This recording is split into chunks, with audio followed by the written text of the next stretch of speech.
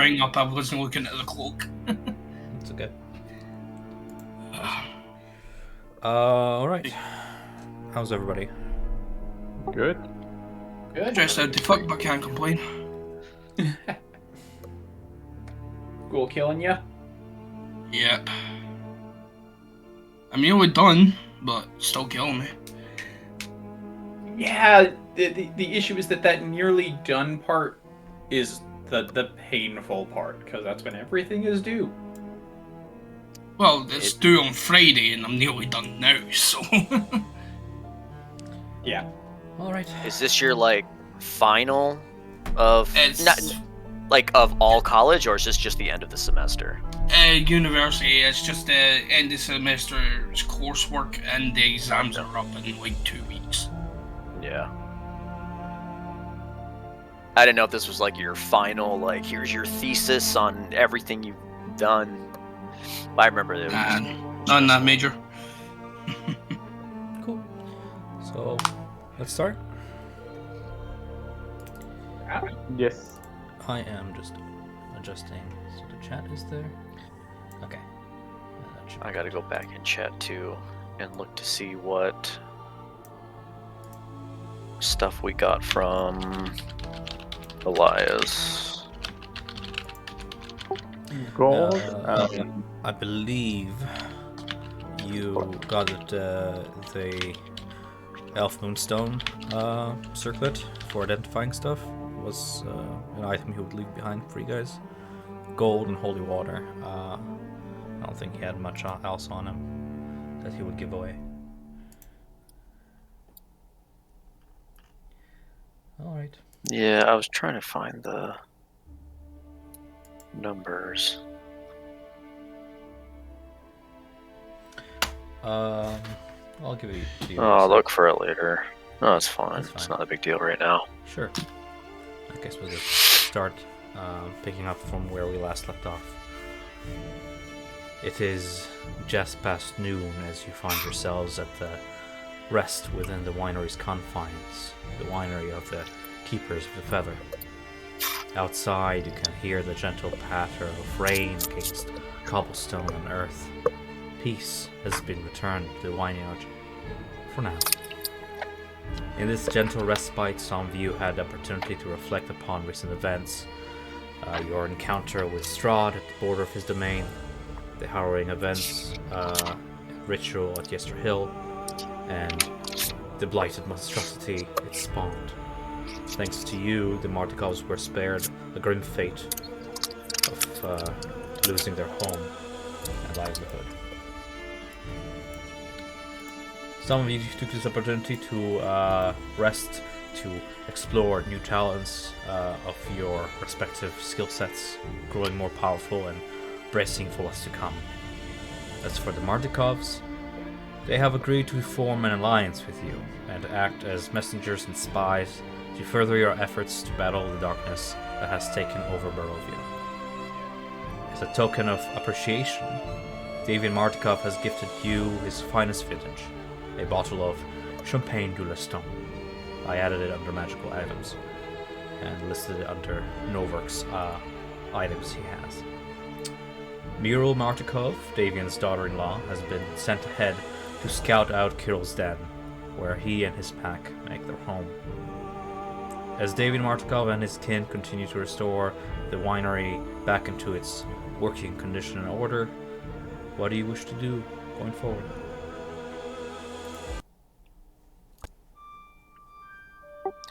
I think we said like we were gonna check the book, right? Yeah, I'd like to know more about Strahd, given that last encounter. Something doesn't sit right.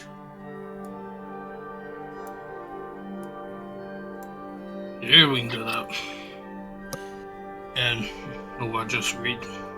We're going to do it somewhere private at least. What do you say? Give us at least some. Keep Martikovs out of any trouble the book could cause, or at least minimize it while not leaving us exposed to too much danger. Yeah, we anyone then being dragged in this too. Yeah.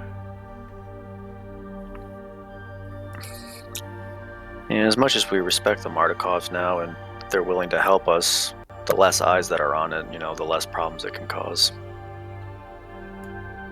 I mean, Agreed. they are a network of spies.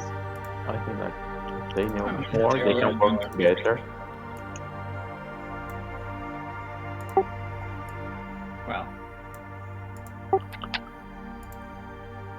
I suppose wherever we do it, we leave. You left the book behind last time, didn't you, Novark? Yeah. Just sitting there, so we should do it somewhere that's at least somewhat safe. Lest someone comes along and brings the book to somewhere dangerous for when we hopefully make it out. Wasn't particularly dangerous when you were there, right? Nah, just like visions. Well, Could you interact with these visions, or were you like a Yeah, ghost? I spoke to young Strahd. Jeez. Spoke to him as a child. Needless to say, it was weird. ah.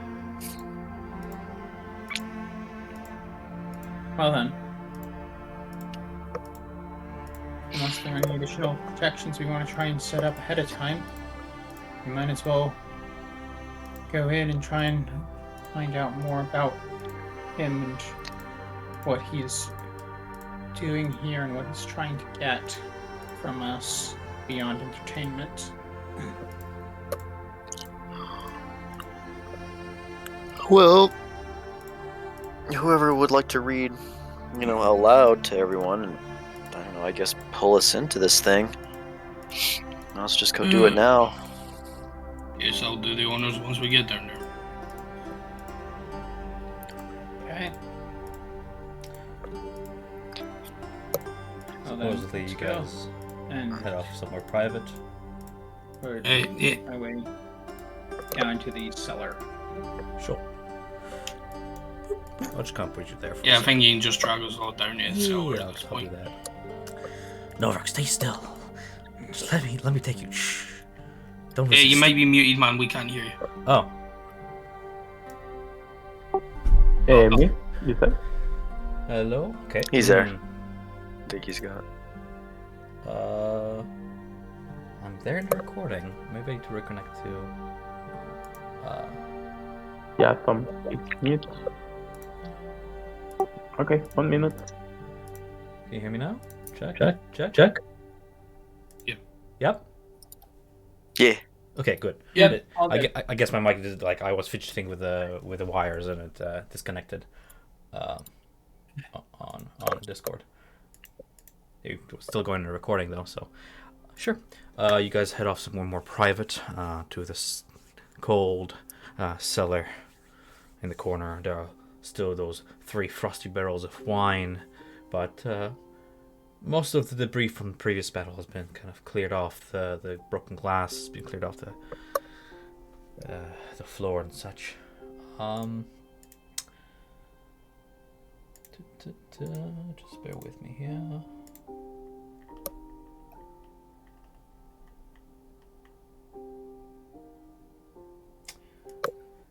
The hand assembled aged leather book in Novark's grasp hangs on weighted steel hinges. Those of you familiar with the arcane recognize the spelled glyph warding on the clasp that has perhaps once secured the front cover. This glyph was likely removed by someone who possessed the tome before. Though many of the pages are brittle and damaged, it is clear that it was penned by Strahd von Zarovich himself, the Lord of Barovia, over the course of many centuries of his life. A brief, intimate introduction gives you the impression that the pages may reveal deep secrets of his long life, though they are mostly written in a near incomprehensible cipher. You leaf through the pages, some torn, some flooded. The tale is long and written in a series of foreign scripts, save the first page, which transforms before your very eyes into common.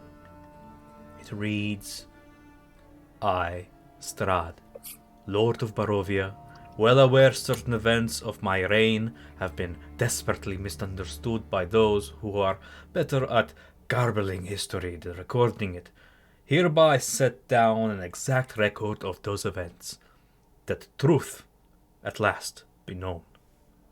The pages begin to flutter and turn on their own as mist begins to kind of pour from the bindings.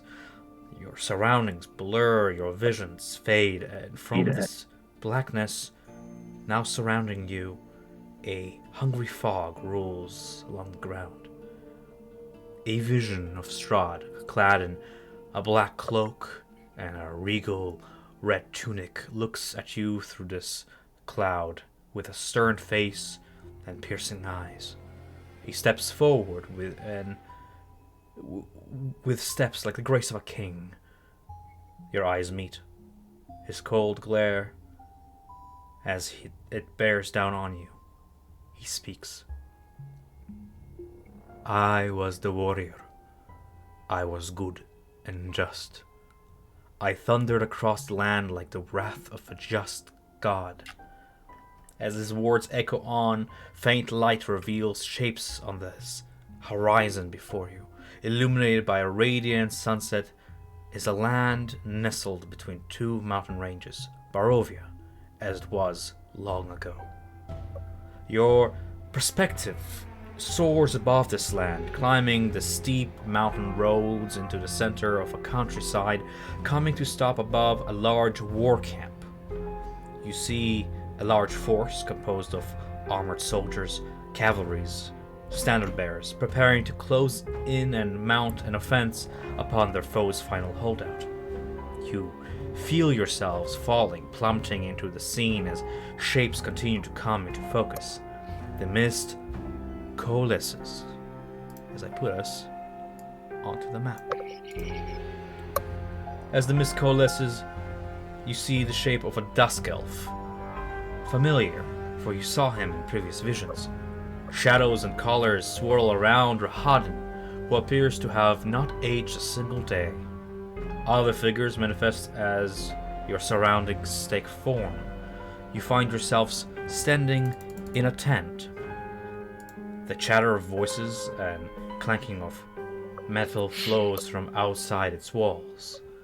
The tent's primary occupants is a colossal, rectangular table atop which is carved an intricate scale map of the land of Barovia. The table surface rises and sinks at places to indicate mountain ranges and valleys. A voice, directly before you, orders. Commander Gwilyn, the table is yours. The order was delivered by a youth in his early 30s, with jet black hair, well manicured and kept. Not too dissimilar to the young boy you met at his home one summer afternoon, Novark, youthful Strahd von Zarovich stands clad in scarlet and gold armor adorned with angelic feathers etched in gold leaf. He looks much less gaunt and pale than when you met him before. Life's blood still pumps in his veins, and his reflection can be seen in a mirror standing at the back of the tent. At his side stands Rahadin and another, an officer in heavy plate armor with his helmet held under his arm. This third man has bright platinum blonde hair and a handsome face featuring eyes the color of sky blue that match his cloak. This man steps forward toward the table and points a gauntleted hand at one end of the table, speaking with a measure of authority. Speaking to you. Lieutenants, the final push will be a decisive strike against the Order of the Silver Dragon. It won't be easy. These people are proud, and plan to fight rather than be starved out of their castle. Commander Gwilyn shifts your focus toward a small model of a castle keep perched atop a cliff overlooking the valley on the map. Once we advance, the knights will have nowhere to go but toward the village of Zmei. The people of Zmei are known to be common peasants who will not stand in our way. We will do what we can to ensure no harm comes to them. The Lord General Strahd will hold the rear. Commander Rahadin will hold the base of the hill and monitor the tree line to ensure we are not routed. Those under my command will ride up the hill to challenge the remainder forces still held up in Argynvostholt. As he finishes his demonstration at the table, you see Strahd nodding, studying the map, and then lifting his gaze to look onto you, his lieutenants. He says, "It will be wise to divide our forces where we are needing them most. Lieutenants, you may elect to utilize your men as you see best. Some may stay to defend me at the back line. Others may follow Rahadin or Alequilin into battle as they march. Make your choices, for we ride at dawn." What do you do? Also questions.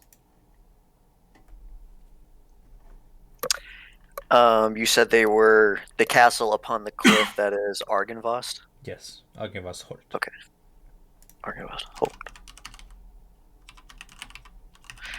And what? How do you spell the village of? Was it Smay? Zmei. Smay. Okay.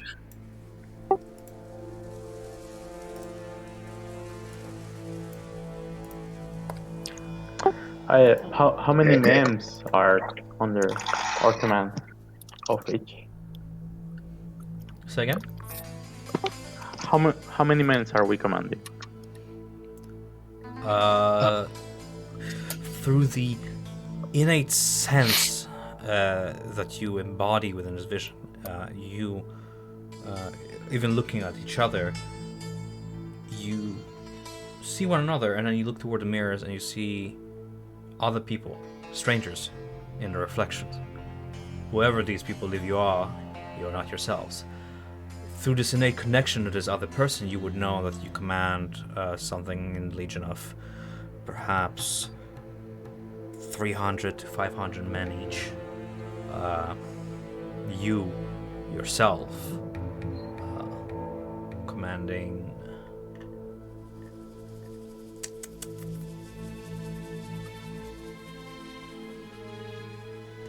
just bear with me. Don't worry, 300 is good enough. Yeah. You kind of look down at the map and you can see the forces splayed out upon it, the divisions and such, and you can tell it's quite a large army advancing. Here at the precipice, though, a smaller force has been pushed forward as a last coup de grace upon the castle, not needing the full army strength now that they've surrounded.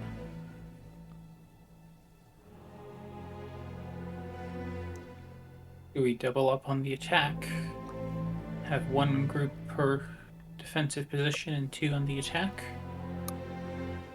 Or do you think we should hold more on the defensive and go later on the attack? I'm saying this to the rest of the party, the fellow lieutenants. I would say to press the attack if we have the numbers and the strength with Lord Strahd in the back. Perhaps one of us would suffice, and whoever we think would be the strongest in their defensive abilities. I myself would like to ride with Commander Gwilym. The blonde-headed youth nods toward you and thanks. Thank you, son. He addresses you as his own boy. Ooh, okay. Looking at the mirror, if you would, you see your reflection features a daughter. I'm sorry. Features a short-haired woman with muscled arms and a large sword hanging in a sheath at your side. Your eyes blaze with tempestuous magic, and you see you're dressed in clothes the color of deep midnight, a sleeveless vest and stiff trousers with a clasp at your neck made of silver featuring a symbol composed of a book behind a sword blade with the blade down, both wreathed in a ring of fire. Looking at your body, it is yours, but a reflection, a stranger. Cool. Very nice.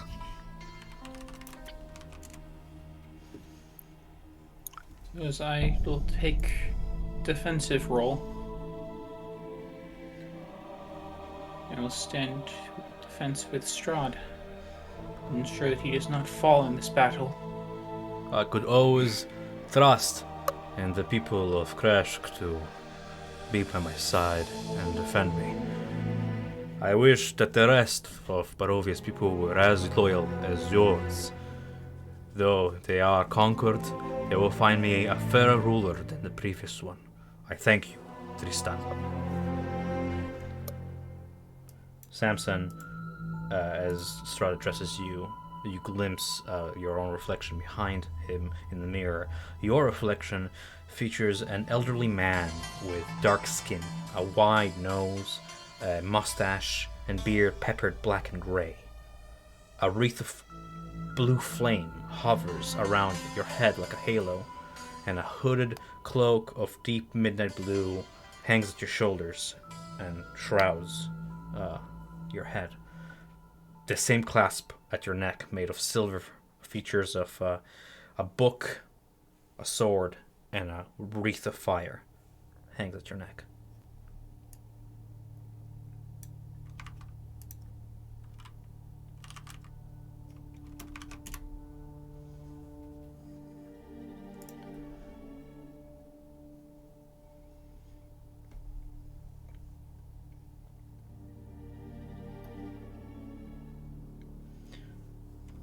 So we have Samson with Strahd. I'm just gonna write this down for organization's sake, and then we have Nadia. What was Yep. What was my name? Through the same kind of innate sense connection to this character, you kind of pick up the name Ansel Gwilyn. I'm not gonna write down. It's just Nadia with Nadia Ansel Gwilyn with father. Yes, Daddy. Yes. What of the rest of you, says Strahd?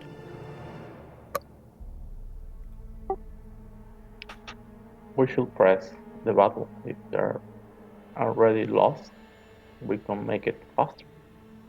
We'll pursue this battle like a trident. I, the shoulders of the forks, will remain behind.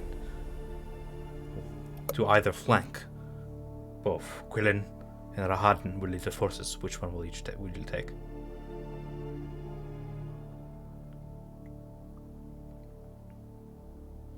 Rahadin looks at a lot of you, a snobbish, high-born gaze, as he says, "My lord, with all due respect, I believe I could carry my own forces on my own. I operate best by my own self."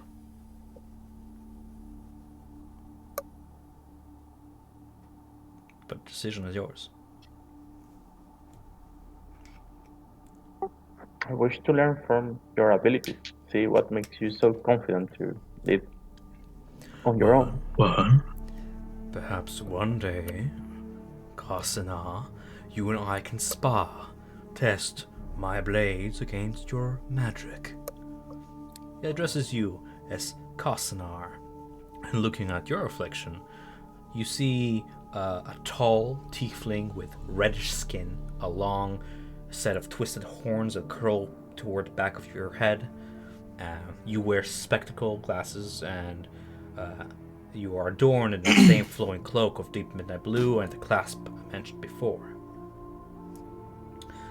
Judging by a book kept secured to your belt side, wrapped in its leathers.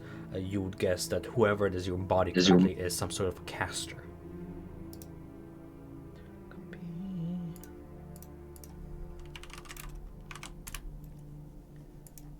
Yeah, so take my forces east, pincer around, try and get behind them while they're preoccupied. With Aralahim? Rahan? Yep. Okay. The triad of power turns their head toward you, Novark, expecting a decision. I didn't catch what you said before, sorry.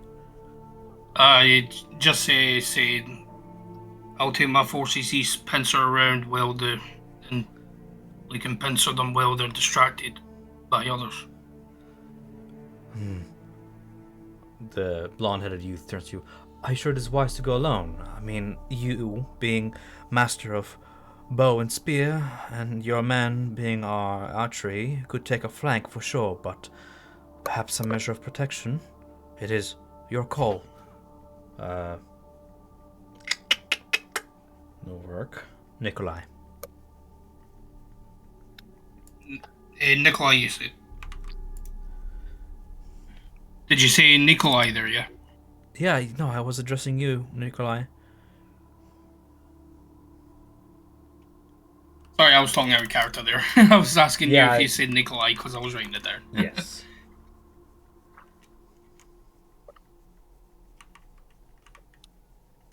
Who else was in the front force again? Was it Nadia? Or Ea? Nadia. Yeah, I'm going straight up the middle with Father. Yep. Abbey, okay. Then instead we can form a wall in front of Strahd and we can fire from the back and take out as many as we can before Adios. An avant-garde. That is wise, yes. What say you, Lord Strahd? And Lord Strahd nods in agreement. I could use your men. Clan Watcher will be rewarded for their loyalty. Bear my word, you and your kin, Nikolai, will be rewarded for today. With Strahd. As the triad continues to kind of strategize around a map, putting units around, repositioning, strategizing, do you guys have any questions regarding the situation currently?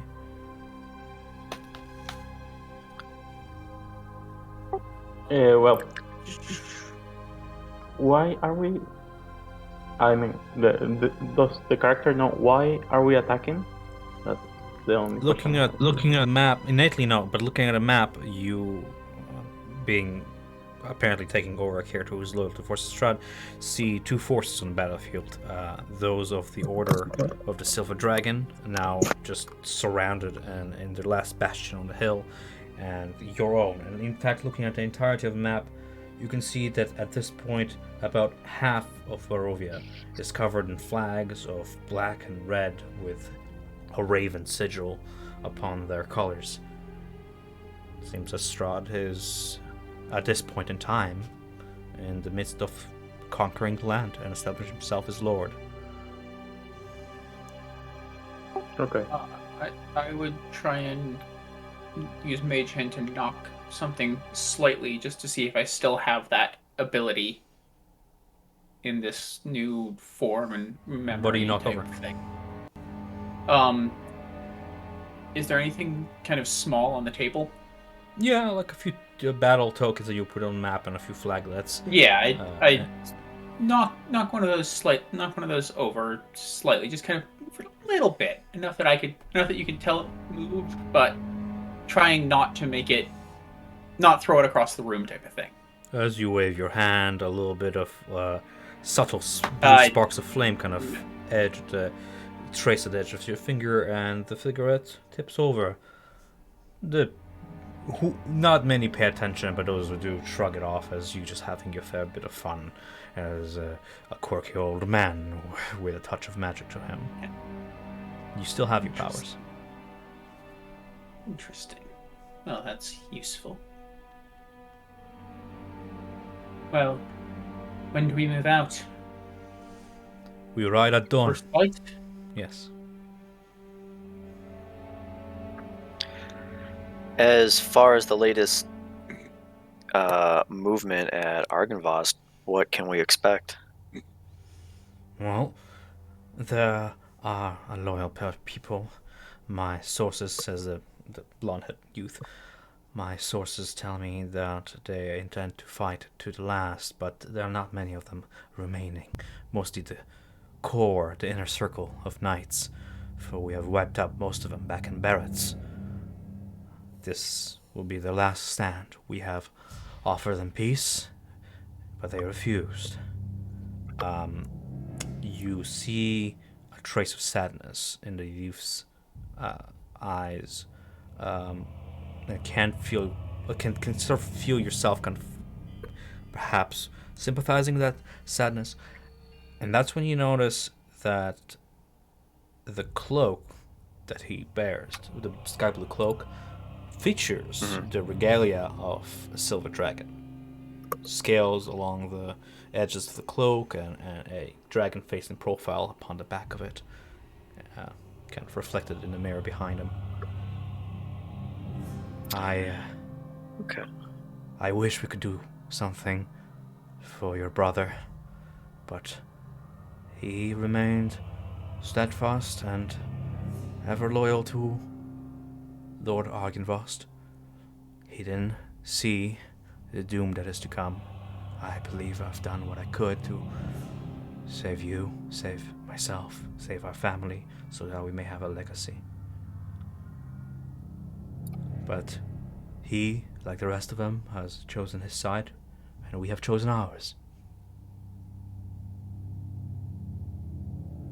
Well, the line in the sand has been drawn, and the choices have been made, and they will be dealt with swiftly. Should we aim to Strahd. take prisoners or take them out completely? Strahd kind of looks toward the youth, this Commander Gwillem, and then towards you and says, I have made my promises. Those who will surrender and put down their swords will be taken in as prisoners. But any who would stand in my way will be cut down. I am not known for my mercy, but I am a fair man. If they wish to surrender, you are free to take prisoners.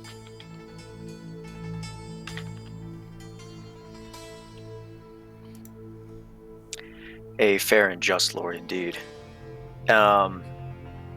In terms of how many numbers we are against, we may beat them on numbers, but they are behind solid walls. And do they have access to siege equipment? Are there special, what am I trying to say, heroes among them? Like Rahadin just anyone? shakes his head. It's like, we have crushed the numbers back in Barrett's. Most of the remnants are nothing more than a few swordsmen and vigilant priests still clinging to some measure of hope in their false god. This will be an easy battle like any other.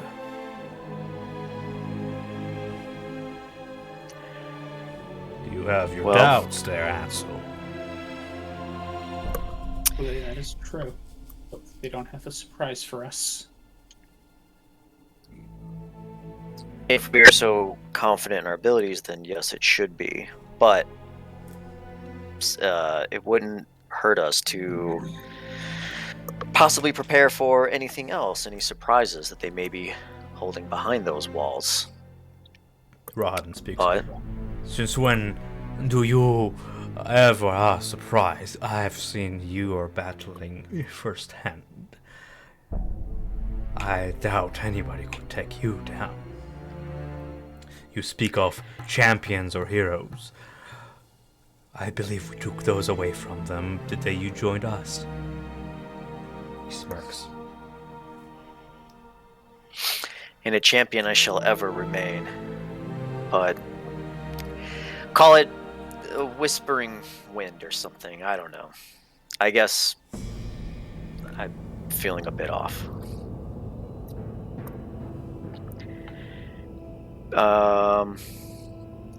As for myself, I think I'm good. Okay. Let's wait for the sun. Yeah, so we should go see the troops and show that they're ready to march at dawn. All right. As the chatter and conversation tones of the camp build to a roar, you blink. The memory shifts, jumping forward in time. You are now standing in the midst of a small village, ablaze. Dozens of soldiers adorned in tabards featuring black raven on a field of red are locked in combat against knights in silver and blue armor. Strahd, seated atop a stocky black mare, points his blade forward and shouts, "Advance!" As he does so, you can see a javelin strike at his side, and he's knocked onto the ground. Ahead of you, you see Rahadin and Aliquilin galloping off toward their posts, unaware of their lords, that their lord has fallen. What do you do? Well, I will immediately run over to him and start trying to provide some level of medical aid, Sure thing. I'm just gonna put you on the map there. not knowing if I have healing powers or not, but at You least find a start few to bandage that wound. medical herbs in a small pouch at your side. You, being this wizened man of arcane and science, seem to have just lucked out to possess the means to bring some medical aid to Strahd. I'm going to put the rest of you on the map as well. There we are. Cool. Now we said Yeah. I'm just gonna put you Battle. I'm just gonna put you where you said you were gonna be. We have you with Father leading this flank. Daddy. I always you found Strahd, you with Rahadin over on this flank. Where we find out Nadia's got daddy issues. You don't know that. Right. Starting with you, Samson, you kneel down, you look at Strahd, still with the javelin at his side. He pulls it out with a ground, and you can see he is terribly injured and bleeding heavily. As you begin to apply medical aid, you see several soldiers in armor with banners and tabards of white and blue approach and begin to surround you. What do you do?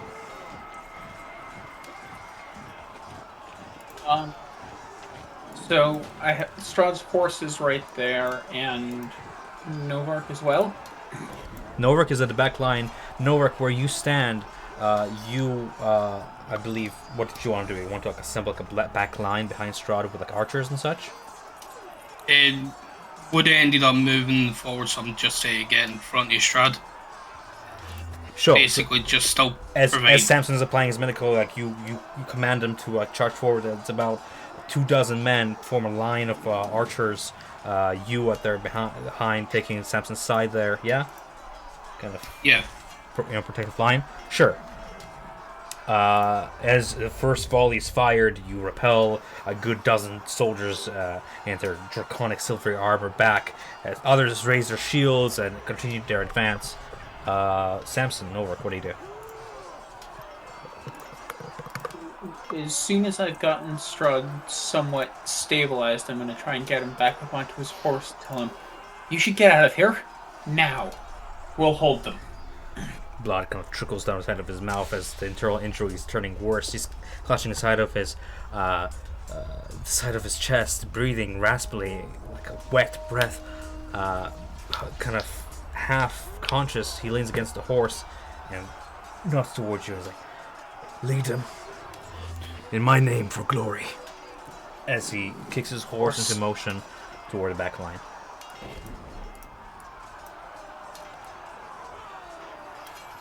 Strahd steadily makes his way back as more men, Novric's men, join the front ranks, whistling arrows volley toward the bed before you. Novrik, looking at the battlefield, I'm going to show you guys what the castle looks like first and foremost, because this is what you look at. Battle of Argynvostholt. I'm really enjoying this. Cool. Just imagine a battle before it. One section of the castle has already been torn apart. As you were asking about siege weapons, you find out that it is not their side that has siege weapons, but you. At the same time as catapult rocks bash against castle walls, crumbling them apart, you can see the arrows from Norwick's troops land, hitting both sides.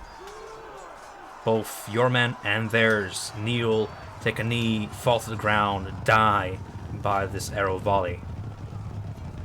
On the other side of the battlefield, as the cavalry charges past, led by Aliquilin, Nadia, what do?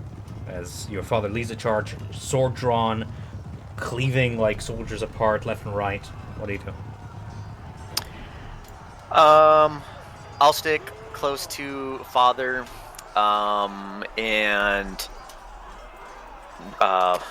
trying to guide people out of a possible another volley, keeping at his side, keeping him safe, and try to make a spearhead like to the front to take the tower. Sure. Or take the castle. Spearhead, just charging, joining with Commander Gwilyn in a charge through the front line. While you do not possess a shield, you find it extremely easy for whoever it is that you're taking over it currently. This character wields a sword like you've never seen before, just as good as a blade singer of Pharaoh herself. You parry arrows straight out of the air as they fly towards you and just spear line through. The battle rages on around you. Strahd soldiers are locked blade to blade with knights in silver and blue. A blur of black and red, silver and blue from all sides as you continue your charge and making your way into the battle.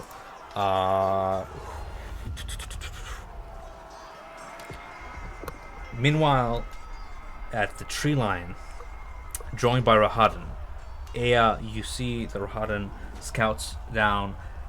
You are followed by about 6, maybe 10, not a lot of men and women, dressed in cowls and cloaks and crossbow, a stealth subterfuge unit that works their way through the tree line. The battle very much distance away. As you make your way to the castle, you're about several paces from it. You can see a portcullis in front of you as Rahadin leads his men and women in a kind of like a side strike to infiltrate the castle from the side, away from the battle. What do you choose to do, though? I want to check if there are any scouts around the wall that could say that we're coming. Sure. Roll me like a perception check.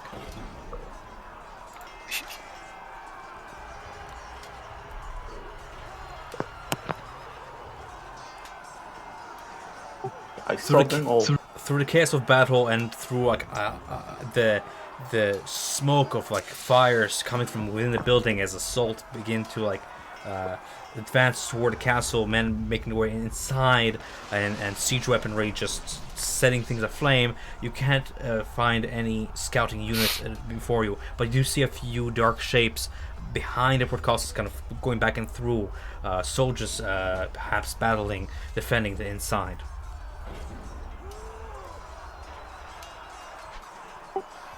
Is Rahadin like trying to climb the wall or break the portcullis? In fact, you look up and you can see that the keep is terraced. There's the first floor, a parapet, a second floor, a parapet, and then a third. And yes, in fact, Rahadin and his men, trained in their subterfuge, stealthy ways, have hooks at the end of like long rope coils that they swing around and one by one begin to kind of throw them upwards to kind of latch onto the second parapet. And as you observe this, some of them begin to climb. Indeed, yes. Rahadin among them. Well, I'll join them and climb in too. All right.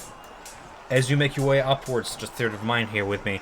As you make your way upwards, you can see Rohadin and his men and women make their way through slit windows to the second floor, and you can start hearing from the inside clashing swords and the triggering of crossbows as arrows and bolts are being let loose, and screaming of dying soldiers as Rohadin stealthily takes that flank as you maneuver inside. What do you do?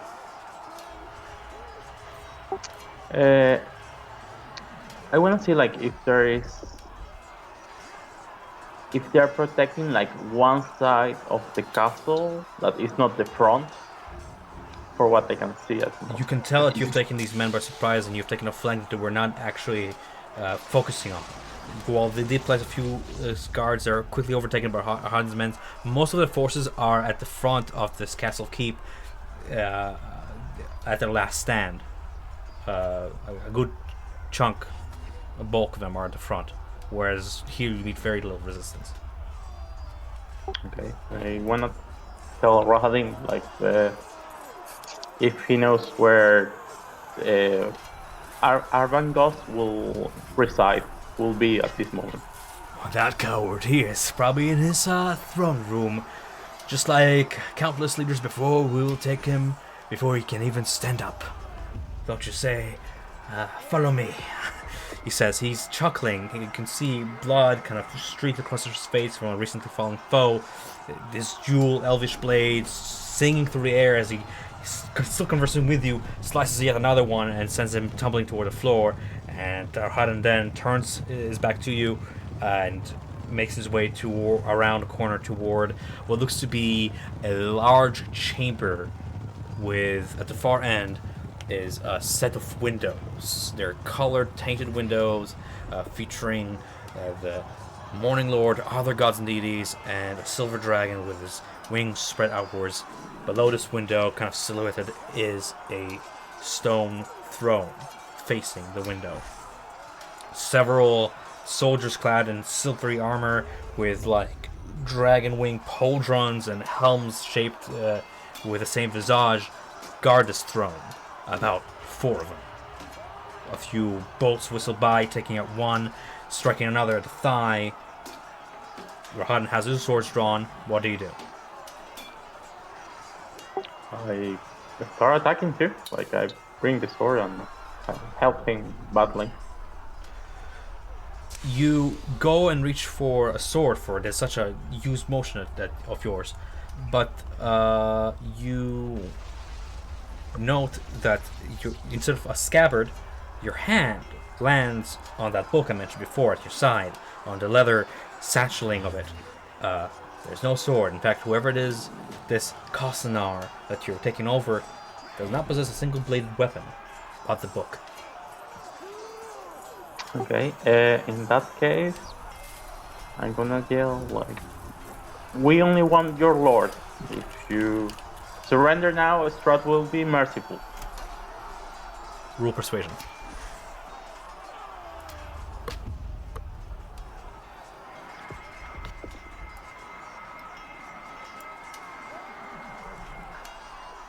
You say the words, and they come out delivered with a measure of authority that reflects back in the eyes of the men. 2 of them begin to lower their swords, and Rohadin, smirking, turns to you and says, "Nice. You made it so easy for us." And then, with a quick gesture, flicks his fingers, and you can see several of his crossbowmen raise their crossbows and just fire at unarmed men, taking them out, even though they surrendered. The rest, who still live, who did not fall on the ground, raise their swords and charge forward. The battle is... well, this duet is quickly over as the blade singer cleaves to the rest of them. As you watch with your hand rested upon the book, you're watching Rohadin cleave through them, making ways toward the throne, getting a taste of who he is as a man indeed. Do you do anything else? No, I'll want to see what he's gonna do. Sure, we'll come back to you as we come back to Samson and Novak. Novak, at this point, you see that with each volley, you are thinning out the knights in blue and white. But the people I mentioned before, that the advancing force, led by a dragonborn of white scale and a very stern, angry expression on her face, is advancing quickly towards you. She raises her hand, sending like flashes of light at several of your men, knock them aside, as two other dragonborn clad in armor advance toward you and Samson. What do you do? Novar he switches over his spear. He calls on a couple of his men who are also probably with me and charge forward towards them. Sure thing. You have control over your token, I believe. For the sake of this, I'm not.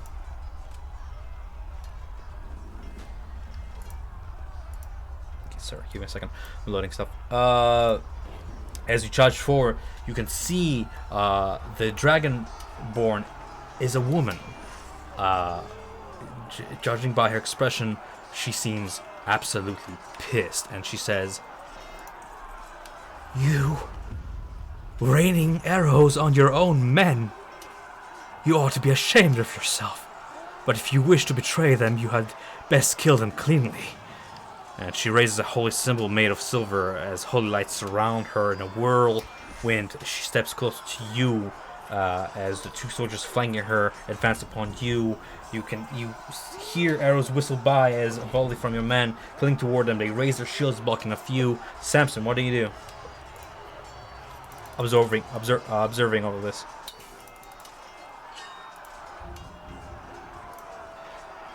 Samson, my man, you're muted.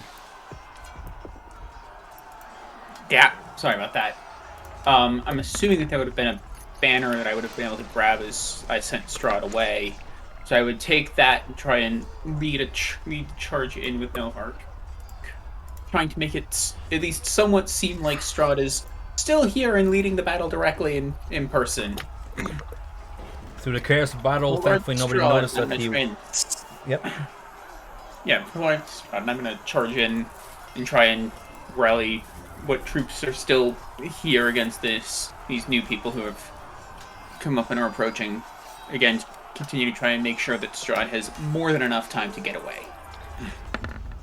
As you continue your charge, covering fire with both yours and Novark's efforts, you look back to where Strahd is now, so far away from the battle, and you can see he has collapsed off his horse, but there are several men and women approaching him, unarmed, dressed in bright orange colors with bells hanging at their dress and at their vests, and they quickly look down. You fear for the worst, that they might just finish him off and stab him, but no, you can see him being lifted by several of these people and carried further away from battle at a distance. Meanwhile, the morale of the army keeps strong as you carry banner forward. But what do you do about these individuals before you? Realizing that I have at least some of my powers, I'd like to try and hit them with fairy fire. Make it easier for the rest of the troops to combat them. Sure thing. As the wreath of fire around your head ignites to even brighter colors, and kind of the flames making their way into the palm of your hands, the flames turn green, blue, pink, bright, verdant colors. You shoot forward and it explodes outwards, illuminating the lot of them. I believe it is initiative at this point, and they make a dexterity saving throw, correct? Yes. All right. At this point, Nadia as well, I'm going to roll initiative for you.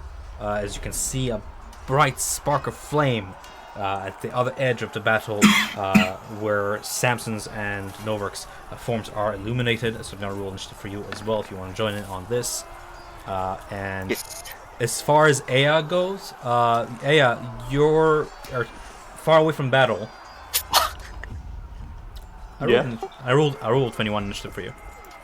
Oh, you did? Oh, okay. Yeah, I did. From out the windows, you can see the bright spark of magic kind of illuminate the form of the man seated at a throne before you, Aya.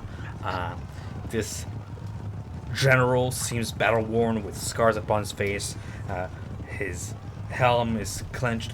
But for the sake of this combat area, I'm gonna have it be more cinematic, unless you want to sneak away from this scene and join your companions. It is really your choice there. No, cinematic is fine. Sure. Okay. Then for the rest of you, following that fairy fire, it's gonna be Nadia. You're on top of initiative as your spear point penetrates the center of the battlefield, and you can see what looks like a life priest with 2 elite guards charging toward your companions.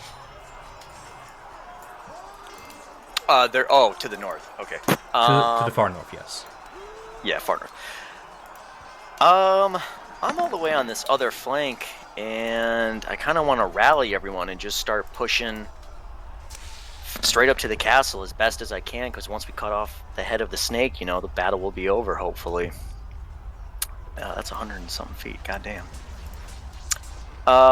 Seeing that happen, though, who's this right here at the door step? I'd have to go past them. That is what we mentioned before. They're not there anymore. Sorry, I have duplicates. So making the way from the front gates, you saw them. You would have seen this. They burst through the door. This silver white scale dragonborn with like 2 elite dragonborn guards, and they made their way toward where Strahd's banner was pretty much waving about. Fell and waved again. Okay. Is it possible to just rally my forces and try to just beat the shit out of everyone else, or is this just like my own personal? No, you can do that. Roll me like a charisma check if you don't mind. Okay. Just pure charisma, as you lift your sword upwards and try and rally your man. Oh, why is it not happening? Oh, I didn't click. There you go. Click. Oh, fuck. Unfortunately, through the chaos and tide of the battle, arrows raining down, you find yourself, you with Alec Gwilyn at your side, as a pair alone. The rest of them are too preoccupied by the forces of Argynvostholt, who, by the looks of it, are fighting as strong as they can to the last. Strahd's forces are pushing forward, though.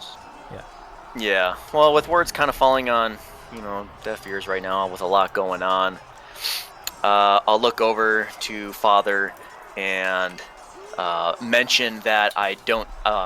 Excuse me. Yep. I don't see Lord Strahd on his horse, and it appears like they're making a counterattack now. Maybe he made his way inside the castle. I could only hope so. We should push through this and try to see what we can, what ground we can hold right now. And then after that, I'll just kind of route to wherever the nearest enemy is, and probably this one up here. Sure Help thing. this little dude out. Yeah, you find like a fellow soldier in that black mail with a black raven upon the red field, just nice. Wielding a big old sword against one of the other knights. And go ahead, you can join him. You can use whatever abilities you have, however. Okay. Yes. I will then use a shocking grasp. Is he wearing? Yes. He's got to be wearing metal, right? Cool. Absolutely. I get to do it with advantage. He gets to dodge it with disadvantage. Yes. Ooh! We'll dodge this motherfucker. Go ahead. Yeah.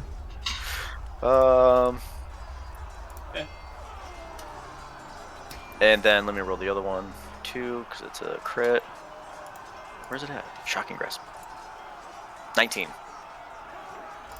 With just taking your offhand and just touching his shoulder, you absolutely singed him from the inside out with the lightning streak as he falls to the ground, twitching, convulsing, and then dead. The other man nods towards you and muffled through his helm. You hear me thank you as he joins your side in your advance. Just cloak and armor bloodied from the battle. So this guy's dead. Yep. Cool. And then just to kind of keep momentum going with my tempestuous abilities, I'll use my bonus action and move an additional 10 feet, kind of soaring through the air, getting a look out of the battlefield and joining my friends. And then seeing where Father is at too. Hopefully he's not overran. No, he seems to be handling himself quite well as he maneuvers with you. At the same time, we have over at where Samson is. One of the soldiers over yonder advances toward you, Novark. Sword in his grasp, he charges in with a roar to swing. Does 21 hits? Easily. Yes. Easily.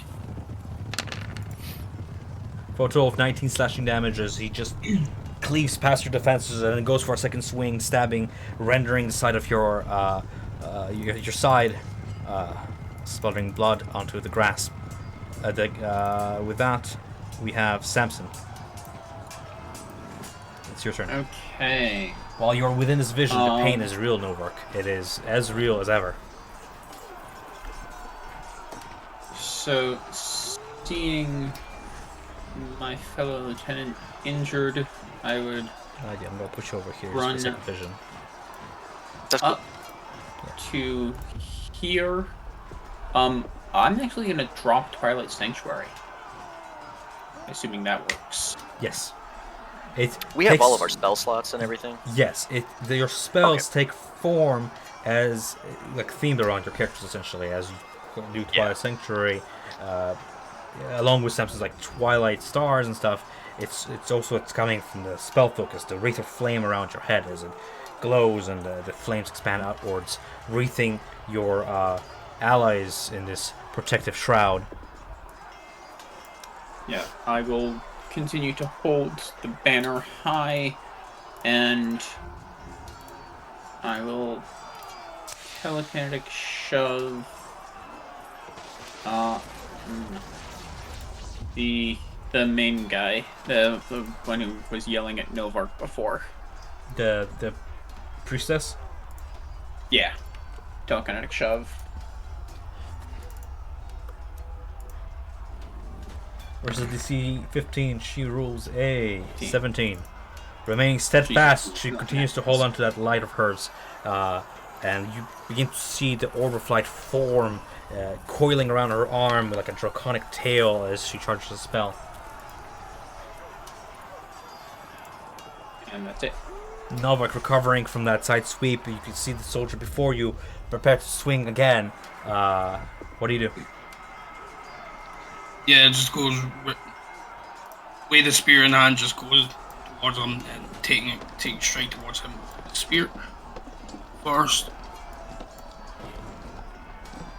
That's Is he fairy light or is he one of them? yeah, he's fairy lighted. Both the soldiers are fairy lighted. The priestess has shielded herself with some for light magic. Fortunately, it did not affect her, but both of them are fairy lighted, so that'll be at 28 to hit. Hits. Yeah. It's 9 damage. And would go for a second one. 23 for 12, so that'd be 21 damage. Left eye. And that would be me for With each slash, you send him on a back step as he begins to breathe heavily and lose some of his battle stamina. Nonetheless, he maintains a defensive position, but he is bloodied. As you recover 11 temporary hit points from the magic of your fellow companion there, the second knight before you, Samson, advances, trying to knock the banner out of your hand and knocking your defense aside, tries to go in for a swing. I have 16 and 22. 16 misses, 22 hits. The first sword gets kind of flung away by like a burst of blue flame as out of the blue flame comes the blade and slices you for 10 slashing damage.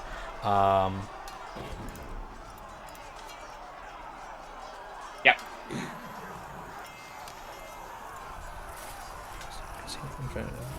That's the end of my turn. Who's next? Life Races. Yeah. Okay.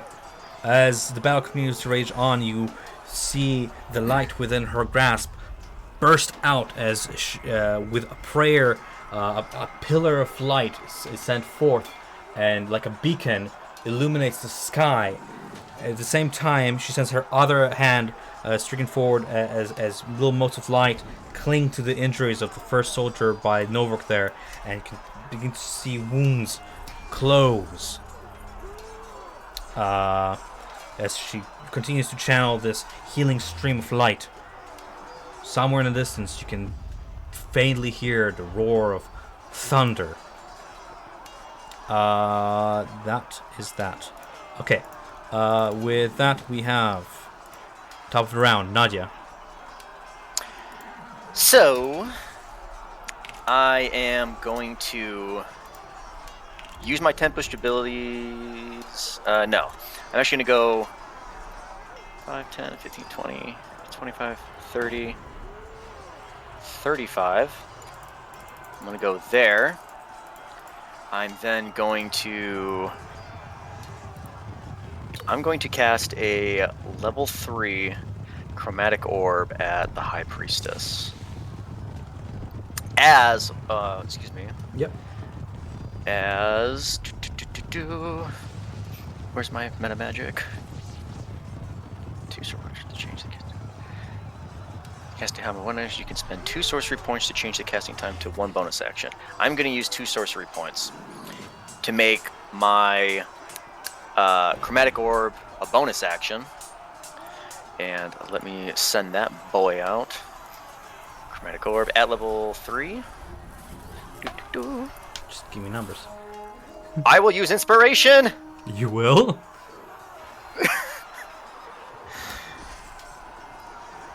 No. Yes! I will. No, I won't. It's level 3, man. Yes, I will! God damn it. The chromatic orb charges and you send it flying, and as it is about to strike the priestess, you see it burst as it collapses against a barrier of light that shields her.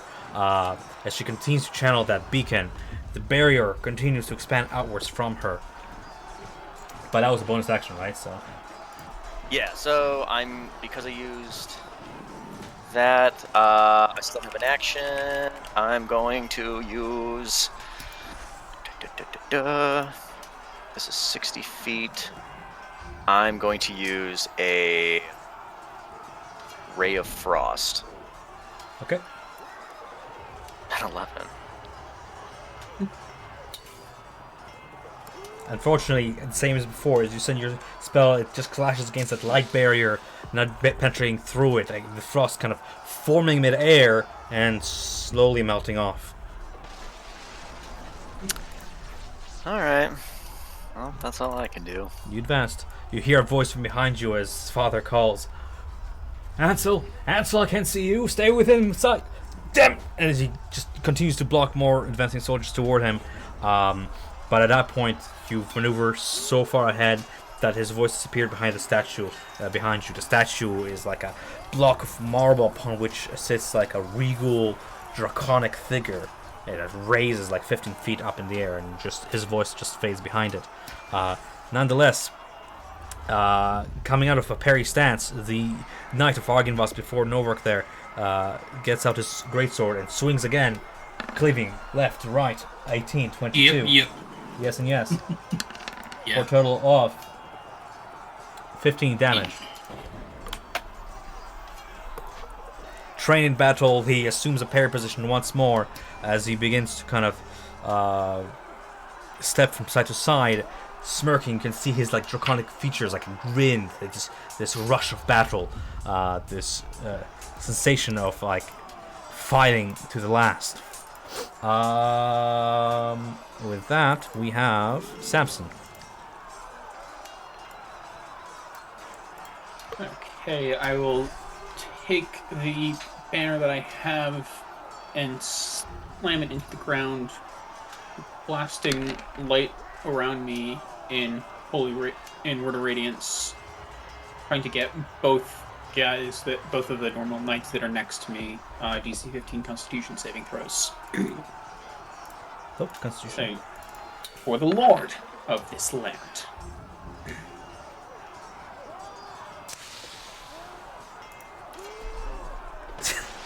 So I'm assuming that's one of them that should I be know. I'm both. rolling the second one. Okay. I'm just laughing at that double natural 20. I have done great on that. That does nothing. So I believe that is. Oh no! I will bonus action and telekinetic shove the priestess again. This time I'm gonna try and pull her in towards me. As you do, the soldiers around you kind of laugh at you and say, "The only thing you'll do for your lord is die." That is a strength saving throw for the priestess as she attempts to resist your telekinetic assault. With a 6, that's a failure. 5 feet towards me. Towards you. Mhm. She gets shoved away. That is... You see the beacon kind of flutter for a second as she reconcentrates on the spell. That's it. All right, Novark. What do you do? Yeah, he's still going to straight in towards him with the spear. Fair enough. Don't say I'm having an issue.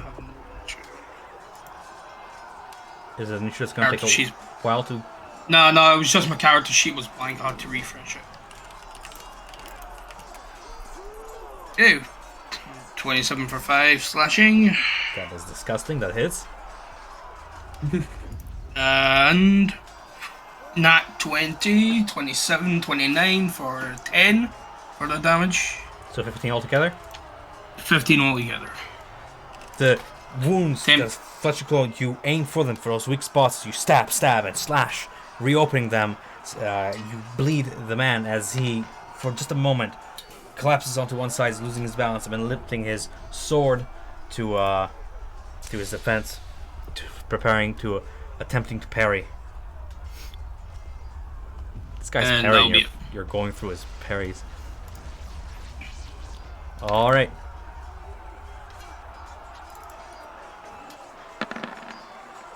Samson, as the knight tries to flank you, moving to your side, he rolls a 9 and a 20. I believe 20 hits. 20 hits, 9 misses. 8 slashing damage as he continues to spar with you. And the priestess, at this point, the beacon growing wider out of her hand, intensifying in its light, as she calls out, "Lord, your servant calls for your aid!" And a pulse of light, streams toward the top of the beacon. Nadia, from where you stand, you can see the sparring going on in distance, and this beacon of light intensifying as the commander of these people rises to his feet off his stone throne, drawing his great sword to his side and coming face to face with Rahadin. Nadia, do you attempt to aid Rahadin? Do you watch? What do you do? You should either go to Rahadin Sorry, not or help Nadia. the light cleric. Aya, I keep saying Nadia. Aya. The man rises from his stone throne seat before you, drawing his great sword, facing Rahadin. What do you do? Ivan. Sorry. I was drinking. I'm trying to get you involved. Well. Yeah. I wanted to roll insight to see his state, if he's afraid or he's angry. Sure. Roll insight.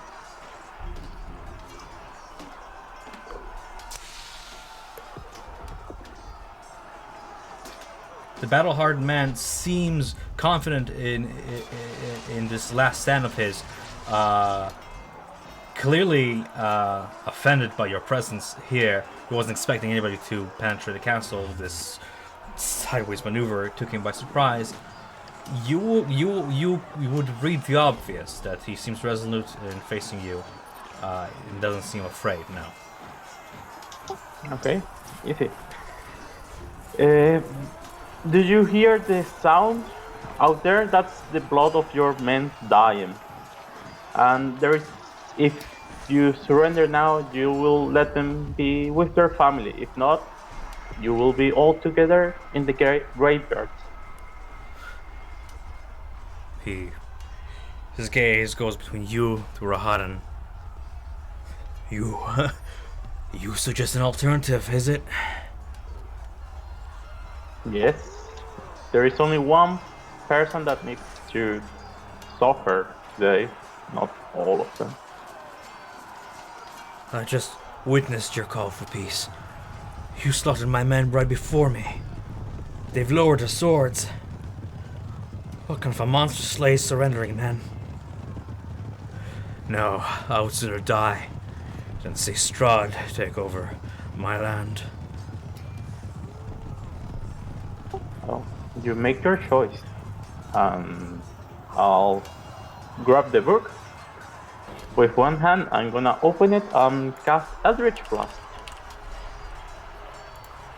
Opening the book, you see riches in terms of the amount of spell work and the detail within it. Whoever this man is that you're taking over, whoever this Kostanar was, is quite the experienced mage. Eldritch Blast is easily found within the first chapters of this book. Go ahead and roll it. As an 18-19 hits him, sending him back, stumbling back as the splashes of Eldritch Entry streak against his shoulder arms, against his breastplate. Rahadin takes the opportunity to charge forward and lock blade and cleave away his sword and slash at him. 1, 2, 3, 4 attacks in a row as you continue your advance toward him. That is that. In retaliation, you see this commander slash Rahadin and leave like a streak across his brow, a thin cleave that barely takes off his like barely misses taking off his head, but leaves like a nasty scar on his forehead. As you witness this, we come back to Nadia and turn order. Cool. So I am going to do this. First, I'm going to move 5 feet. Now I'm at 30. I'm going to use my... If I have a fly speed of 10, could I get to the top of the statue there? You find that even though this is a Kinda vision, you're still, to some measure, you and your climbing speed and fly speed are still there. So yes, you're able to climb on top of this stone marble statue. And as you do so, you note that the eyes, the marble eyes, are faintly glowing blue. There is some measure of magic to this thing.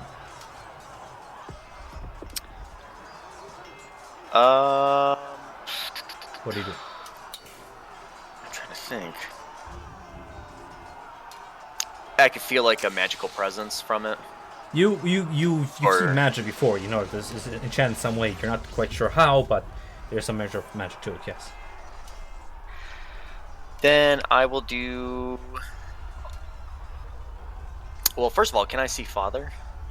Yeah, climbing to this vintage, looking around, you can see him. He is currently surrounded by like 3 or 4 of these dragon soldiers, but he's managing to barely hold it on his own as the battle continues to rage on. Yes. All right, I'll hop off, and I will do a thunder wave on the dragon statue. I don't know why I rolled twice, but take the first one. No, wait. It's supposed to be at first level. Alright. Alright, that one. What's your roll? DC 14. It's DC 14. Well, it doesn't get to roll 10 Constitution damage. saving throw. I mean, Yeah. says all by this It's 10 just 10. thunder damage. You, with a blast, chip away its left wing, and as you do so, you see cracks of frost magic kind of begin to form where the wing has been cleaved off and frost over as blue cyan glow begins to grow out of the statue's maw. I'll have you make me a dexterity saving throw. Oh, cool.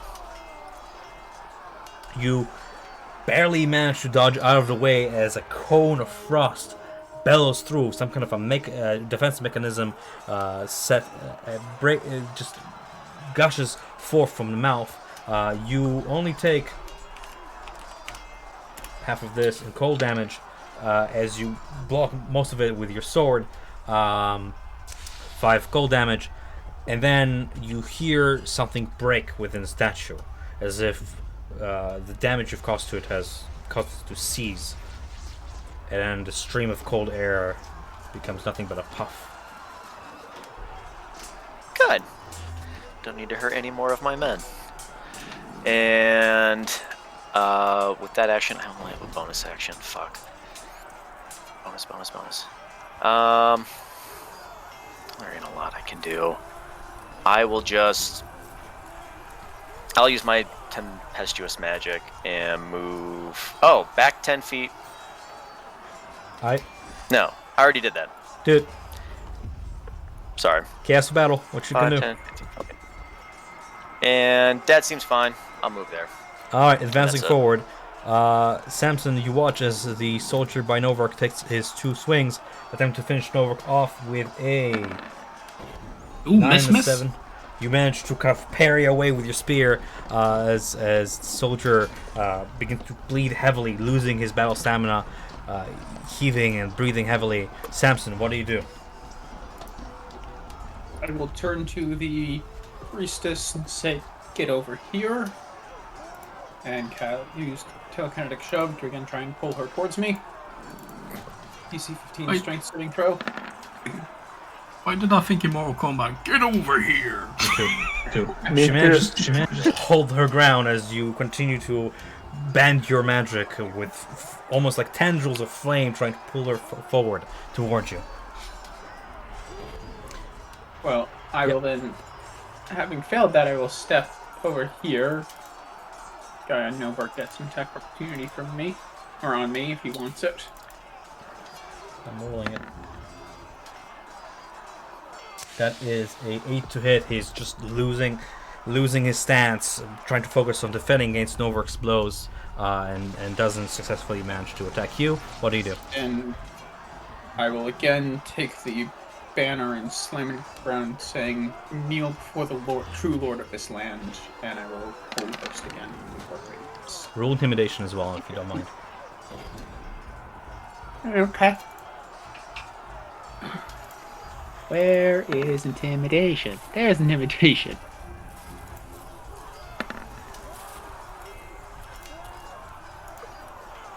With a natural 20 intimidation and with her receiving damage, I'm gonna roll concentration first. Please fail. Okay. Oh well. You see her hold on to that banner of light, to her pillar of light, and less of her, but you see doubt on her face as she watches her men and women around her die and fall. The other hand falls to her side as she loses her spirit to sustain her men, and her arcana fails. Tide of battle turns. Novark, do you follow up? Yeah, 100%. But this time, I thought I was out of spells since spell slots the last time. It turns out I actually have a couple left.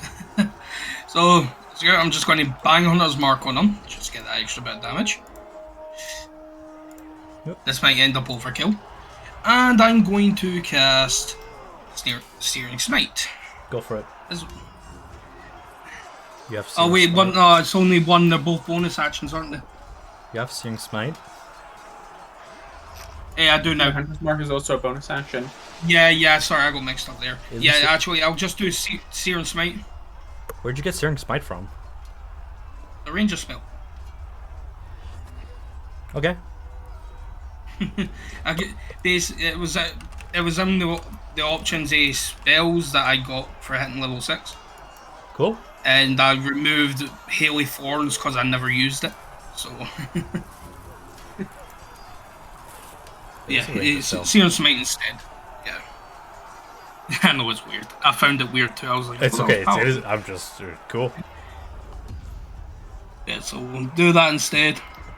And first attack. It's 16. To hit. Yep. Right, so that's 5 damage, and the Searing Smite is 1d. What is it again? That was my first time casting this, so That's okay. 1d6. Just give me a number. That's 10 damage altogether on that hit. Alright. And we'll go for the second strike. 20 for 11. I think Searing Smite's only on the next hit. Yeah. The soldier But at the start of... Yep, go ahead. You first. Yeah, I was just going to say, but at the start of each of his turns, he needs to make a con save. As the searing brand kind of takes its toll. Yeah. Alright, you see the soldier before you like kind of fall onto one knee, still alive, but barely holding up his sword against your blows as he's on his last fighting legs. His ally runs over to his aid, surrounding Samson, trying to like charge you in an attempt to save his fighting companion. He's gonna go ahead and swing at you, Samson. You can roll your attack of initiative opportunity if you want. I don't. Actually, I have an attack of opportunity now. I'm going to spin the banner around. I'm going to try and smack him with that. 18. An 18 hits for 2 as you smack him with the banner, bludgeoning damage, throwing him a little bit out of balance as he swings at Novark for 21 for 19 slashing damage altogether. Yeah. Against Novark, coming to his companion's aid. With a final pulse of light, you can see that the priestess exhausts herself of all magic. She falls to her knees and just looks at you. There's a look of defeat, but slight resolve. As she says, "We will be remembered. You may take over, but we will be remembered." Looking around, you can see streams of blood flowing down the hill. Bodies lie down in the mud. Divine cacophony of thunder beats on your eardrums, accompanied by a cold shiver that runs the length of your spines. The cold seems to emulate from high upon the hill, from the direction of the mansion. A shrieking roar rips through the air, silencing the battlefield for a moment, and your attention, all of you, turns toward the silver glint high above, climbing down the keep. Aya, from where you stand, you feel the ground shudder, and you can see the shields upon the walls kind of shudder into places, and some of them fall onto the ground as something humongous climbs down the keep face and covers the window. A pair of claws crest the turrets of the castle as a silver dragon rises into full view. The humongous beast lets out a raging roar, breathing frost down the hillside.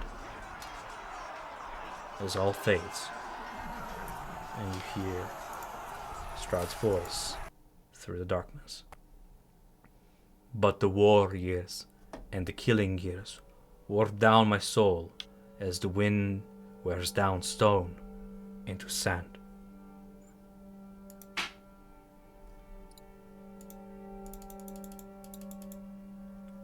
You are not sure what happened to the rest of the memory. The entry ends here. You feel a sudden jerk, your body rushing upwards. You are thrown off your feet, out of this battlefield scene, spat out from the tomb of Strahd, back into the present. The last thing that you see, Aya, is Rahadin, and he's the general locked blade and blade. You're not sure who won that fight. The book's pages flutter to just after the brief introduction, the cipher upon the pages steadily transforming into words describing exactly what you just witnessed. But instead of your names, it is names that I've mentioned before. Your head spins as you readjust to reality as the cipher continues to form familiar letters, words, sentences. You see esoteric, magical knowledge inscribe itself onto the parchment, some sort of a ritual or a spell. The mists of Ravenloft seem to absorb back into the fluttering pages of the Tome of Strahd before it closes on its own and the clasp latches closed. What do you do? Are we still experiencing all the pain that we felt back then? In that? It's lingering, yes. Yeah. Novar's just going back against the wall and he's like, I ain't going to get used to that shit. It was more vivid than I realized. You were talking about it last time. Oh, it was a bit less physical last time. Yeah. Worst thing happened to me last time, I got hit with a stick. Well, to feel all those emotions, and you could even taste the air, and it was just so palpable, but it was just a memory. It's just exhausting. It's kind of like, when you have like a dream, but you can actually like feel the pain in the dream. You're like, brain, what the fuck? Why are you doing this to me? Yeah. Yeah. Well, seems like Rod was injured in that battle. Potentially mortally so.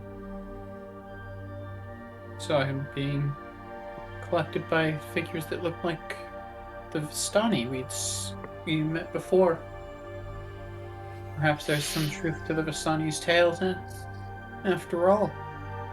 Yeah. I guess we witnessed the story turning into a nightmare eventually. The beginning of it. After this morning and now I'm so exhausted. But I won't lie, if I was to say that, I would very much like so to experience those memories again. Just not right now. Yeah, that was interesting. Rahadin was strange. He seemed to be the worst of the lot of them. It seems like his personality hasn't changed. Yeah. But Doesn't he get any looks easier, trust me. really different than his brother. I wonder what happened for him to be so bloodthirsty. How old was Strahd the last time you saw him? Looked, a ab- kid, looked about Young 12. child. right? Yeah. You said you had seen Rahadin. Had he changed at all since then? Did he look the same? He just looked a bit older, didn't he? No. You look like you didn't age a day. Alright. As Yeah, elves he are. didn't age it. Yeah. Oh, Yeah. yeah. Oh, elf. Yeah, I forgot he was an elf. Yes. I suppose It would it the makes exact to be same. the seeming timelessness of elves. Unaging. But well then, I think we can all agree that we're probably a little bit exhausted after that. I didn't realize how much of a toll that would take on our own minds. While it is true that bodies. most of you do feel the exhaustion of battle as if you lived those hours. Even though looking around you, it doesn't seem like a minute has passed. It felt like hours. A lot of you look at Novak, and Novak, if you were to like look down, so Spain, you can actually see that your side is bleeding. Like a sword. Do you Let think? me deal with that. Yeah, it's best to get it looked at. But do you think that if anything was to happen to us while we have this book open, that we would pass here? If the pain in our... I would think so. I mean, if this can happen, he just kind of just lifts it up and just shows the gash. It looks as if he was just cleaved by a sword. It is quite deep. Not lethal, but looks nasty. Samson will go ahead and take out his healer's kit and give me a minute and I'll start bandaging it up. Well, Jeez. if we're able to bleed and transfer the bleeding back to here, I think it's safe to say that if we die there, we'll die here as well. So it's just when we go in, we should be much more careful. I mean, death is always imminent here, but now we have to worry about it when just reading a book and entering some memories. I thought it would be like a dream. When you fall, you would, Wake snap up. out of it. Yeah. If only life was that simple. If only this was a dream and I could wake up back on the shore. That I can agree with. Yes. Well,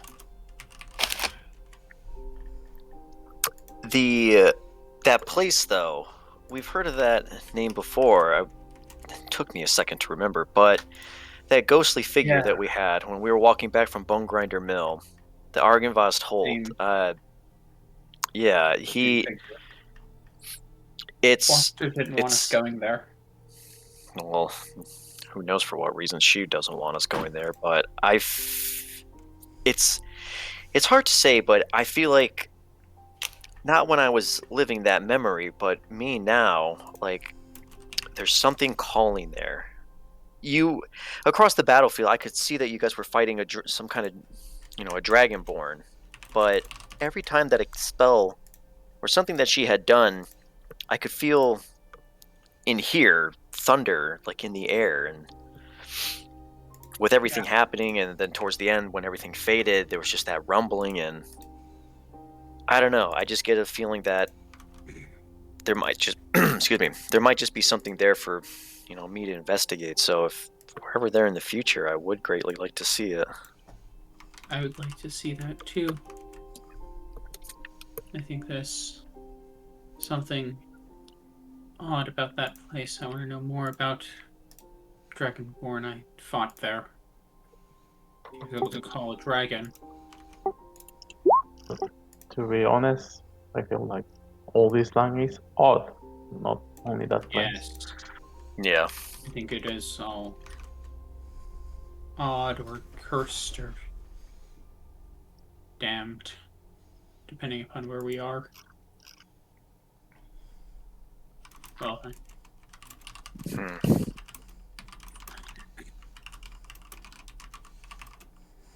suppose we hunker down for a rest before we head out. We have to wait for Muriel to come back to give us some idea of where Rio is. Yeah, that's true. And if she's not here by morning, we can at least start making our way towards Krezk. I'm sure they'll find us if we're not here. Yeah. Agreed. But I do have a question though. Who has the book, the Corpse Star book? I think Samson. Yeah, Samson has that book. Okay. The other book, I'm not looking to take another trip down memory lane by any chance, but I feel like I've recalled some information in there, if I may see it. Sure. Samson will hand you the book. And I'll start, and I'll crack it open in the middle and flutter around it real quick. And let me get the handout here for it. The magic items. No. Well, wherever it's at, I go to the page where it was said something left about Morning Canaan and some evil. And as you hear the pages flip, it's taking me a while to think about it, but it's just kind of hit me now with everything.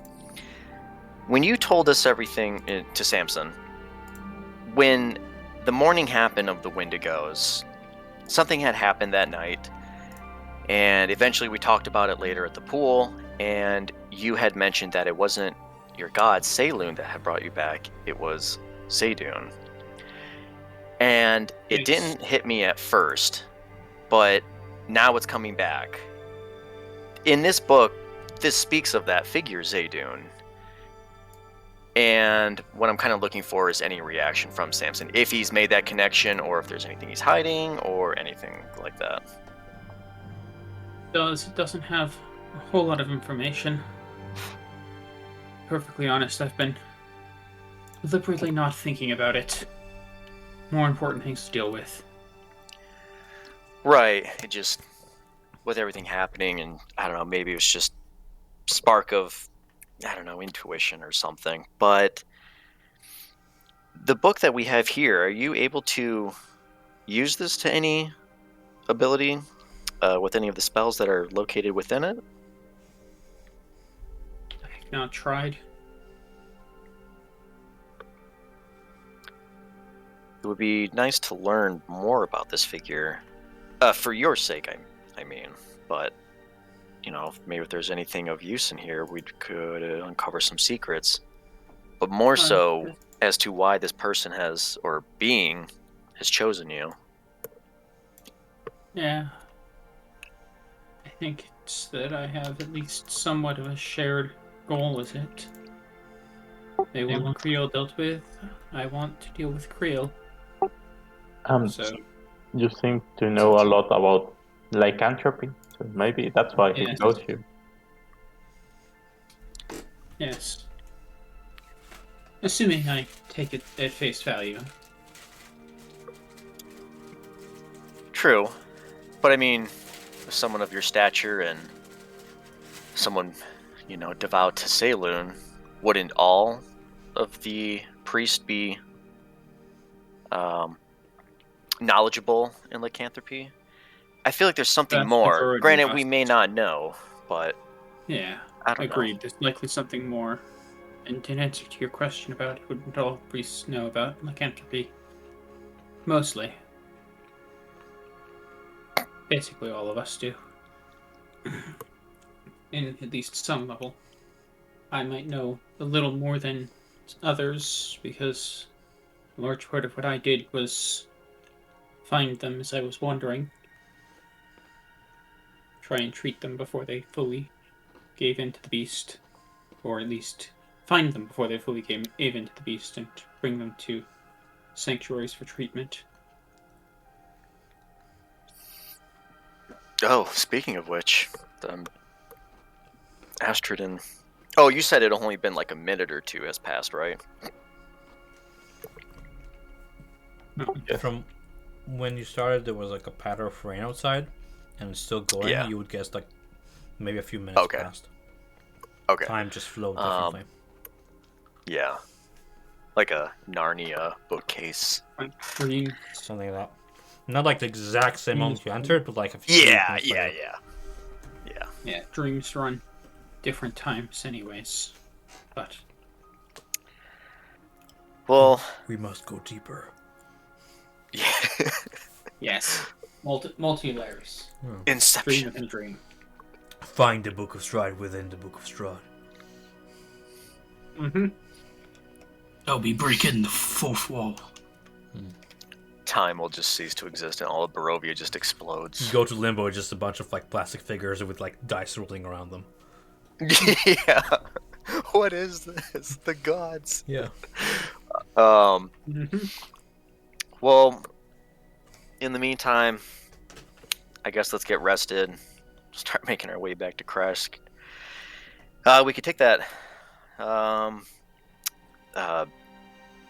what am I trying to say? The wagon of wine with us. I mean, they'll be happy to see it. And Yeah, but Go the from question there. is, we've got enough to take to one place. Where we're taking it, Krezk or Lock it? I think we potentially have two, because we have the 3 barrels down here. And there are 3 barrels in the wagon itself, right? Or am I misremembering? No, there's 3 barrels here. You can see, and yeah, 3 up top. Well, we can split it 3 and 3. They should be able to make their own deliveries though, right now, or do Yeah. we need to like watch? They If it's said going that collecting. they will be able to do it. They didn't Okay. say last time. I Okay. agree. We'd be able to, but if we're heading in the same direction, I feel better with us being guards. If it doesn't bring us I'm out of go- our way. If nothing I mean, we else, c- The a thing larger is, like, caravan is better. they're probably not going to have any ready for tomorrow, except the ones that we currently have. Yes. So we're just going to leave anyway. Take the stuff, and you said what? We have 6 barrels Yeah. for each, Krezk, and they'll have to make it do until this So place then- starts doing the deliveries. Yeah, they've got some left in the fermentation vats, but that's a little while out before that's finished. Yeah. We'll have to Well, deal with the witch of the bog at some point if we want to get this place fully up and running again. Or find the 3rd missing stone, wherever that was lost.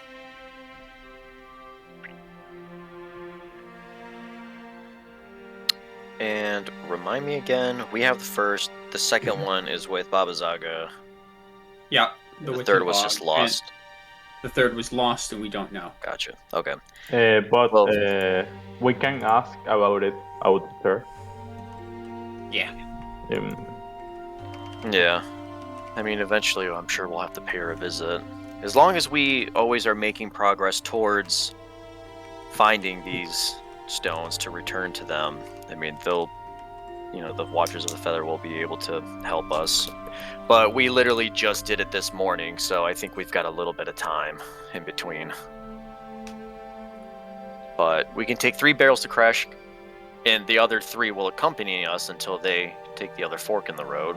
So at least we'll safely deliver 1 for sure. Yeah.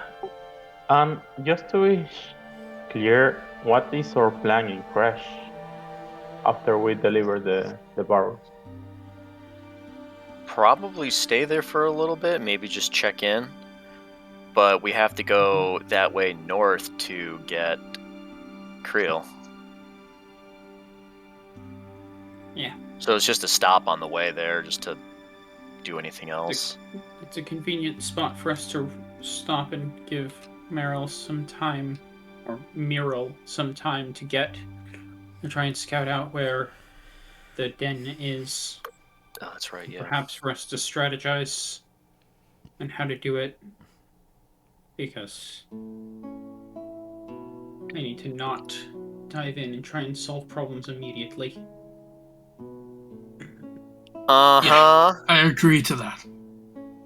Worked out last time, but barely. Yeah, but plans don't always work out. Lots of Yeah. luck.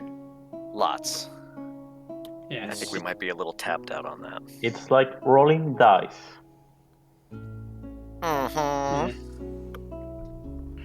Yes. Oh, do I have a dice set? No, I don't. Damn it. But we have been lucky this far. I don't see why it will change. Hopefully it won't.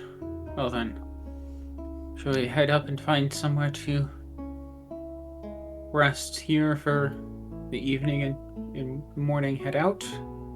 Crash with wine that we can. Yeah, I'm actually getting pretty hungry right now. I could go for some, and I say this sarcastically, some nice beet soup. Because that's all they feel like they have here is root vegetable soup. You feel so? I feel like they will have like a lot of food, honestly. Yeah. Maybe they have some different stuff here. But I feel like everywhere we went, it's just like beet, radish, maybe a potato. Yeah.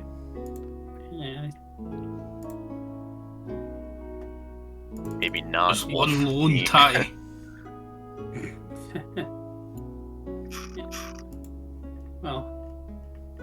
sure food will be useful to some of us. Yeah, let's go. Baba lasagna. That's how I read it. I'm fucking stupid. Don't even start. I'm not. One of the first, you're on the last. Don't even start. I'm stupid. Alright. So, a question for you guys for exposition's sake. First of all, Connell. Do you do anything about. Novark, do you do anything about Connell?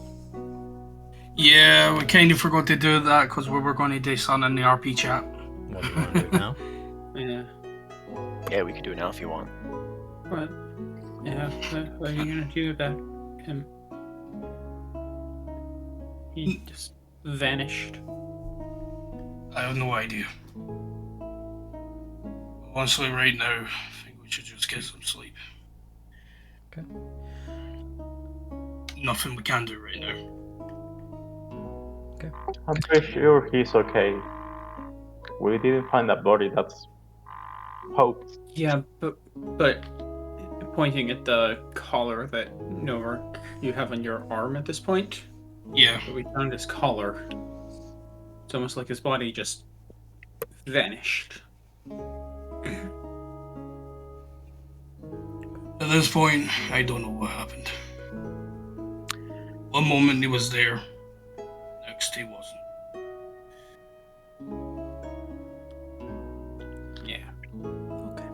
If you want to do it later time, we can. It's fine. I'm just going to send you a message on Discord 2 seconds. Sure. We can RP chat it. As for the rest of you, anybody else wants to do their own thing during long rest, or shall I roll forward with this? I suppose I would do a little bit of looking at the book, given Nadia's comment about potentially being able to utilize some of it. Are you doing anything? The book on Zidun. Yeah, you have the hand on it. I'll read through that again. Sure. Yeah, so I'll give you time to do that. This is considered a spell. So I suppose the question is, does the spell book work for a cleric? So I don't use a spell book. Are we talking about prayers and rituals of? Oh no, not prayers and rituals of awesomeness. No, it's under. The lore on Zidun, the Corpse Star. It's under player handouts, dark Powers. powers. Yeah, Lord of Zidun. Book, very rare. Yeah. This is considered a spell book. A character capable of spellcasting and position in this book has access to the following spells. It is not class reliant. So those would be added to the spells that I could have prepared Yes. if I have that book on me. Okay. Jeez. Yes. That's why it's so dangerous. Because any commoner can use it. As long as you have the spellcasting capability and level appropriate to cast it. Yeah. Okay. God damn. I will go about reading this over our rest and kind of familiarizing myself with it more. Sure. Samson, I was gonna ask you. I noticed that you used the ring. So what's your plan for the future with it? Well, I've stored some new magic in there. It's got a moonbeam and a healing spell. Some mote of Salune's light. Probably better on someone else. I can do both of these myself already. And I will take the ring off.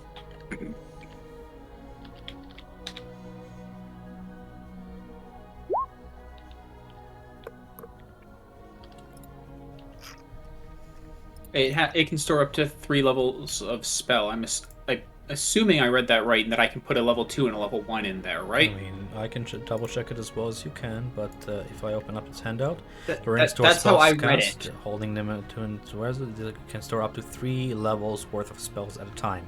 So it can store like 3 level 1 spell slots, for example. Yeah, so I've stored a level 2 and a level 1 spell in there. Oh my god, that's so powerful. It's the minor version of the same item. Yeah, so this might be more useful on someone else. Particularly if we're going after Creel. Moonbeam is particularly effective against lycanthropy, if need be. If you feel like you need it because now you can possibly put out more moonbeams or anything if you find with the corpse star, by all means carry it. If not, myself, maybe Aya or anyone else who has some kind of innate arcana ability. I have no Whatever you use. feel is. I think it's better on someone else. I feel like I should specify that while it does require attunement, you don't need to be a spellcaster to use it. Yeah. That's the whole point of Yeah. spell storing, just so you know. Same thing with spell scrolls. You don't need to be a spellcaster. I might be lying about spell scrolls, but specific about this item, you don't have to be a spellcaster. The ring deliberately is I have cast the spell, and it's sitting there waiting for anyone to release the spell. Yeah. So, yeah, this would be useful for one of you. Potentially. Actually, yeah, I don't know who would make most use of it, but I will take it off and put it down. Well, it may not be a bad thing to have it on someone with a martial capability. Agreed. At least for, a little bit of backup or something. Maybe you know her? Like, you usually are at range, at distance? Yeah, I mean, yeah, but I wouldn't know what to do with it. That's my thing. I wouldn't know what to do with it. Well, I'll take it off the table. But I start to feel that I have too many magic items, guys. So please take something. I just got my spear. I'm happy. I don't wanna feel like I have a monopoly of it.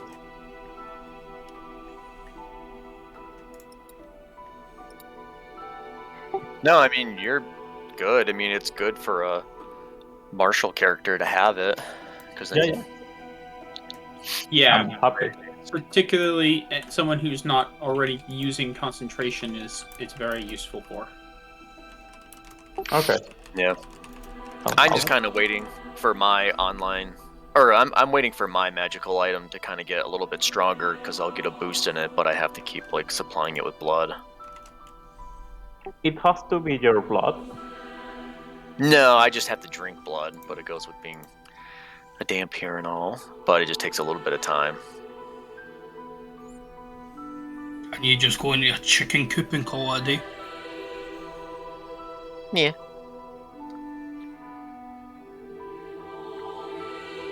What was I gonna say? Oh, and I guess towards the end, once we're about to go to sleep and everything too, I'll just take whatever was left by Elias from Davian and just kind of spread it out to the rest of the party or give everyone their piece. Yeah, I was gonna ask, is the eye still there among the items? No. Oh. Whose butt is it in? Maybe Elias took it with him. Nope. We've got a thief among us. We have to tell them all Mogus. to take their pants down. Mogus. But yeah, Okay. we'll just spread the rest of his stuff. We have the necklace that he had to help identify and everything, so Oh. I guess when we find a supply of magic items, someone can adorn it. So, money-wise, let's do the math, shall we? Come on with the four of you. It'll be...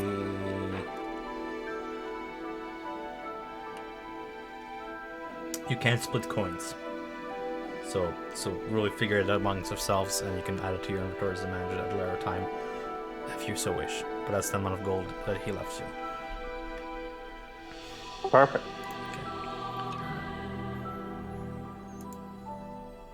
Either way, I feel like everyone is happy sharing, right? Yeah. Yeah. Yeah, so Among his no magic big. items was the circlet and the holy water, but no, the eye was not there in that pile. Okay, I'll take the circlet. I like it. Yeah, you had a connection with Yeah, her. she feel. I want to see how she's doing now. Yeah.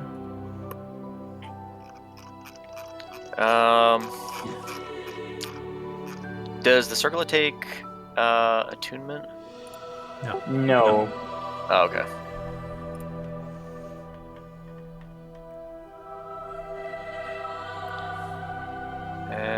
I think that's it for everything that I have, at least.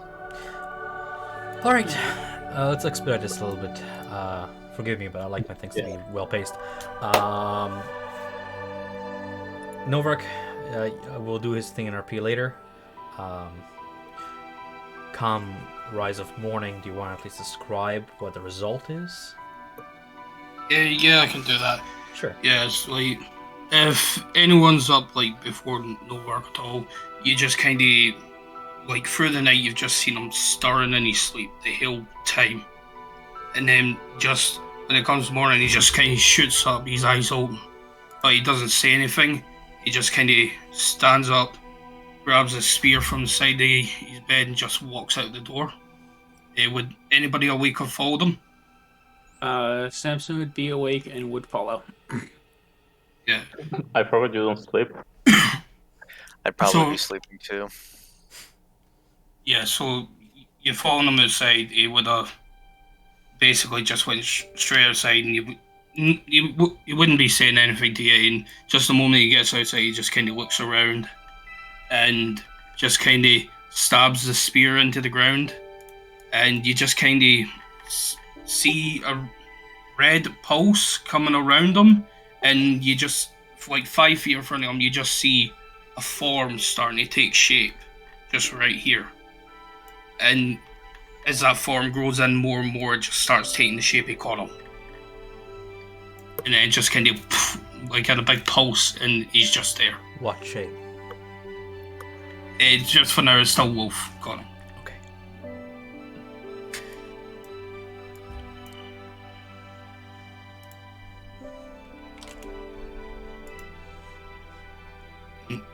Then when he turns around and just sees you there, Samson, he just kind of turns his head and just says, "I'll explain later." Fair enough. Of course. And he just takes the claw off his arm and just puts it around Connell's neck. Alright. As you put the collar, the wolf, ever obedient, looks at you. And while stoic in his face, you can see the tail wag. He's glad to see you, come to see you again. Nadia and Aya, eventually you rise to morning's light the next day following a long rest, feeling somewhat refreshed and less sore from what transpired within the tomb of Strahd, though the memories still linger. Standing at the door frame, you see Irina Kolyana with a raven kind of sitting on her wrist. She gives it a few pets and from time to time feeds it a few corn kernels. Turns to you and she says, "Morning. Breakfast is in the kitchen. I've made arrangements to leave whenever you're ready. I think we should make our way. Astrid has been sort of agitated. We're growing more and more worried about Zoldar and her other companions, and she's quite anxious to leave. I've prepared our mules." Well, suppose we should probably eat and then head out as soon as we're finished. Yes. Let's help her with her anxiety. Sure. Anything else you do before you essentially prepare to leave? Because from the sound of it, you guys are ready to hit the road. Yeah, I got nothing else to do. Fair enough. If not, I'll call upon the ravens. Yeah, did Muriel came back? I'm asking to Astrid. You eventually find Astrid. She's at the kitchen talking to Davian and the rest of them, asking her. You find out that no, Muriel is still on her scouting mission out there somewhere. But Davian has reassured you that she will find you come time. She's very independent and good at reporting back. Good. I suppose the other thing I'd mention is that Samson eats very sparsely of the food that we have for breakfast. Davian just gives you like not much of an appetite, I take it. No, I haven't for a while. Davian, Aye. we heard that there used to be dragons around here. Are they still around? Or have you If heard? they used to be around, you mean ages ago? We're talking 400 years at least. Yeah, there have been rumors of draconic night orders. Nothing from my day or my father's day or him before that. Do you have a question about that? I was wondering if there is rumor that if there is one circling around, or have someone spot one. We have. As of present, I think we would have known if there was a dragon round. They're not a subtle kind of creature, I would imagine. Yeah, they're not. They're loud. At Argynvostholt, what is the name of the mountaintop that lies beside it? Barovia lies between two mountain spires, Mount Gakis to the south and Mount Baratok to the north. Baratok. North. Gakis. Cool. South. Gakis is like closer to where Argynvost would have been. Okay. Looking at the kind of remembering the map that was like on Strahd's table. Okay.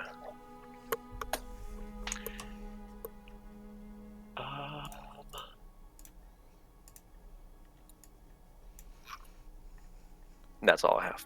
I just want to know the name. Sure.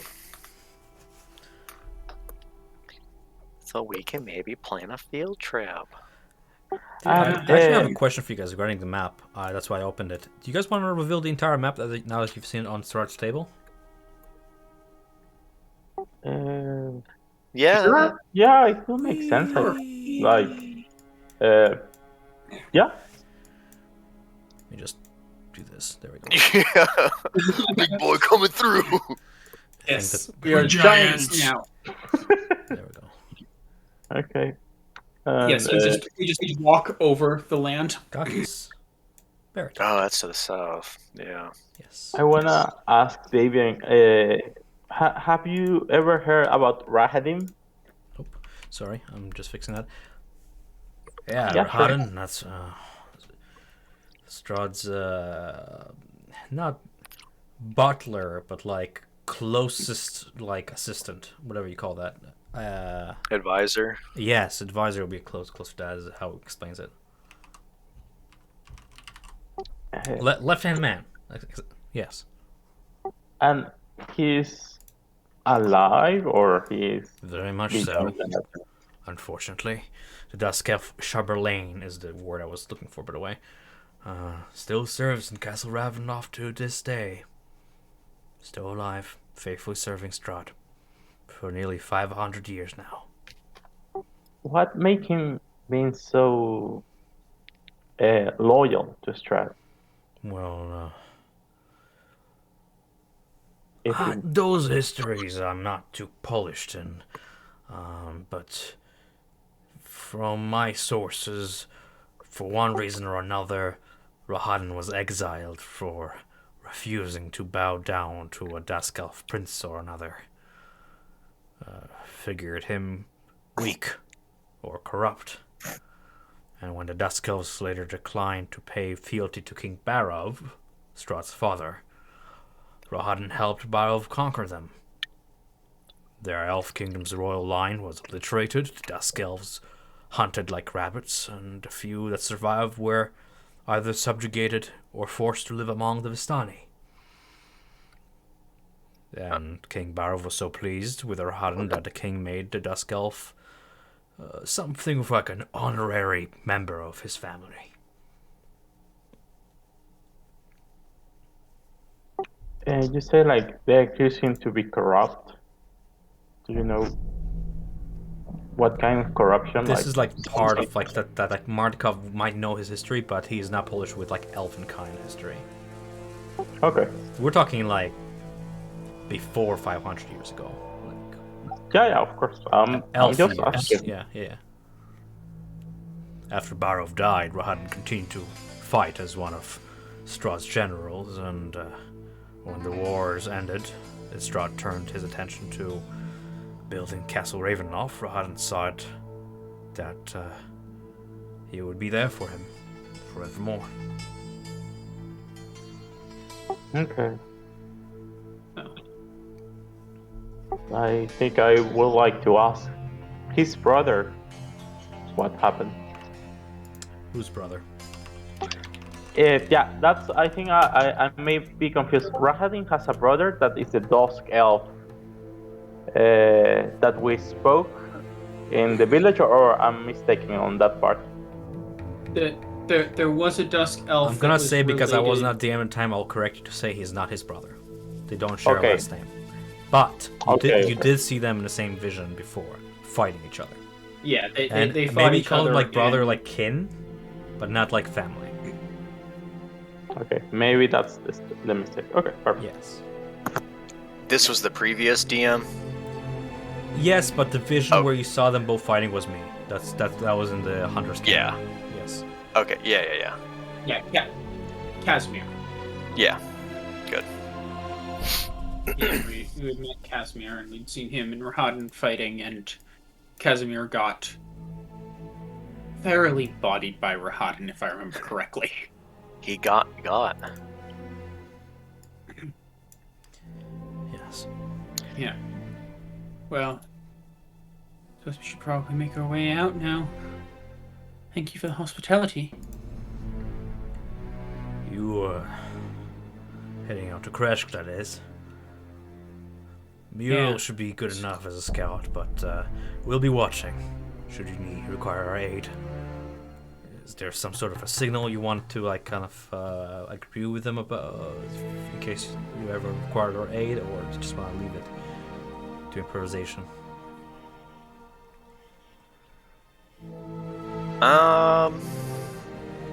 Maybe you can call a thunder, Nadia. If I could do such abilities. Not Soon particularly I good will on- be able to. I just need more levels. I need a lot not more, actually. particularly good at the subterfuge side of things. I suppose we ask for the help of the Keepers of the Feathers They'll be watching. Oh, is no. is essentially what you're on the saying. So. nose. Yeah. All right. Yeah, I could actually, I could either do a minor illusion or a taumaturgy and cast, some thunderous sounds or something. Or the cry of Yeah, a come up- raven. Come up with a series of calls of a raven that you can create with minor illusion. All right. Yeah. If we ever need to send you messages or so, I have actually I've got that way that I send messages I got for the to Strahd. Do I need to be in the vicinity of that note for it to work, or is it something I could send? What are you talking about specifically? I'm sorry. Mind how basically the Tomb of Strahd gives like little abilities. That's that one where I could write a letter and choose the people who can actually read it. Spells from the tome. Let me read it for you. Let me see here. Magic item spell tome of Strahd. Decipher from the tome. I guess I didn't add to the. Did not add it to the handout, did I? I thought you did, but it's not. Well, I there guess it's not anymore. there. Essentially, it acts as a spell book by its own behalf that only the spells are available to you. You have Unseen Servant from Chapter 1, but what did you get from Prologue? Did you get Illusionary Script, was it? Yeah. Yes. Illusionary Script, I'll read the spell real quick. Illusionary Script. Spells, please. You write on parchment, paper, or some other suitable writing material and imbue it with a potent illusion that lasts the duration of up to 10 days. To you, and any creature that you designate when you cast a spell, the writing appears normal, written in your hand, and conveys whatever meaning you intended to when you wrote the text. To all others, the writing appears as if it was written in an unknown or magical script that is unintelligible. Alternatively, you can cause the writing to appear to be an entirely different message, written in a different hand and language, though the language must be one you know. Should the spell be dispelled, the original script and the illusion both disappear. Any creature with true sight can read the hidden message. To answer your question, you need to write on a piece of parchment, paper, or some other suitable writing material, and imbue it with the spell. That is part of the material component. Well, Yeah, so I could choose that only Markov could. Yes, Martikov, yes. Yeah, Markov, David. only he could read it. Yes. Yeah, and I've got a way that we can send messages. Okay, there you go. Yeah, and if things are particularly desperate and I'm at least somewhat still capable, I can contact you from a distance, although it's short. Alright. Then it's settled then. Unless I can answer any other inquiries, I wish you luck on your journey. The mules are ready, and your cart is loaded with the barrels of wine. We'll be watching. See you soon. Hopefully with the other team. We'll be waiting. Any other inquiries before you set out? Nah. I can't think of anything. Cool. Nope. With the dim light of day, you set out and follow the road back northward. In half an hour's time, you arrive at the Raven River crossing. The weather-worn signpost next to the road points its arms in three directions: back where you came from, to the north, past the stone bridge lies Krezk, and to the east, Valakai, as we make our way over yonder.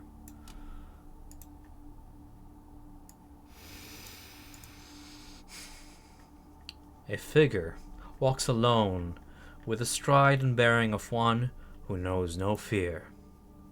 It is just a few paces right next to the signpost. It is clad in rusty armor, clutches a gleaming long sword in its pale hand, and looks ready for a fight.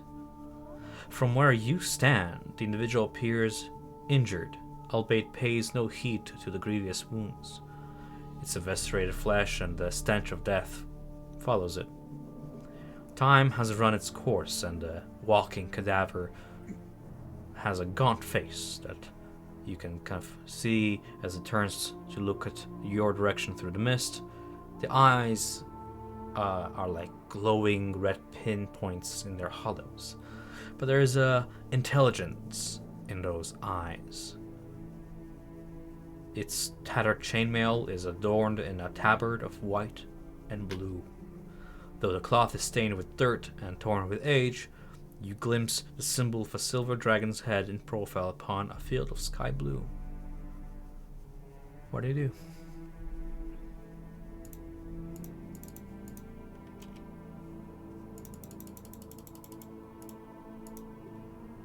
It's the same guy we've seen before, isn't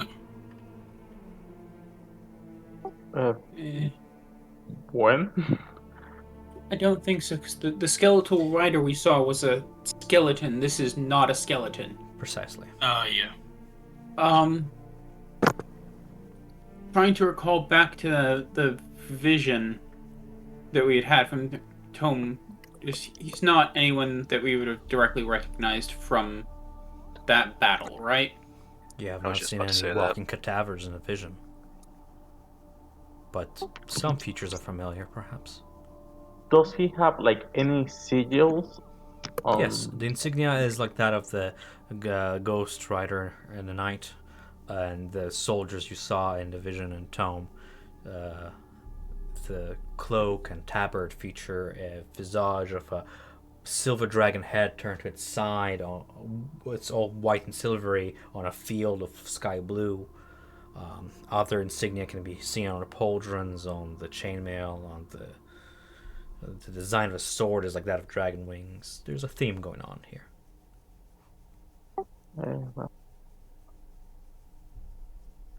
First, we want to try and talk to it. It kind of looks smart. Yeah. Will try.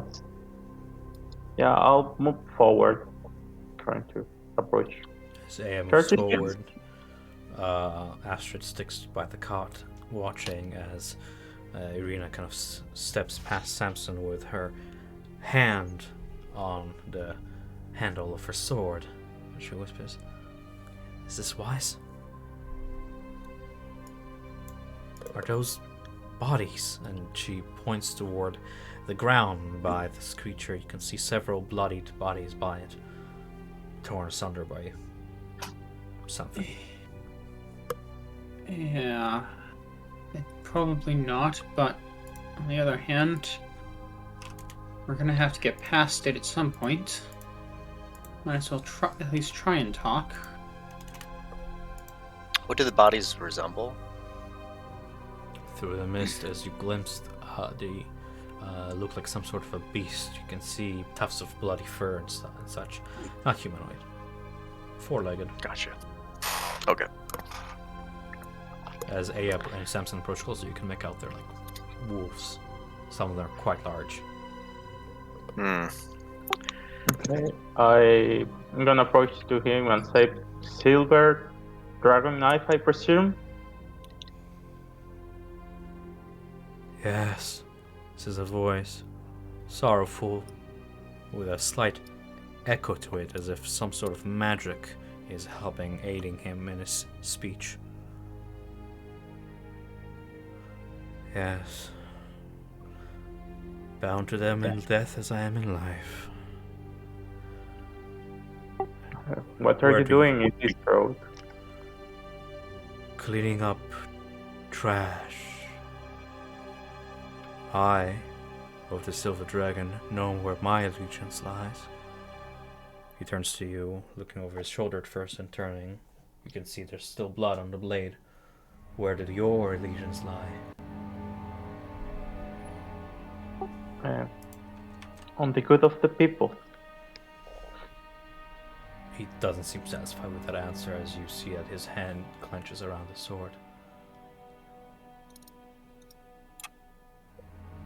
Making my way up a little bit, but keeping distance, could I check into the woods to my left and right just to see if we're being watched by anyone else? Honing to your sharp senses, nothing prowls the darkness for now. Okay. We are traveling here, fighting the dark powers of this land.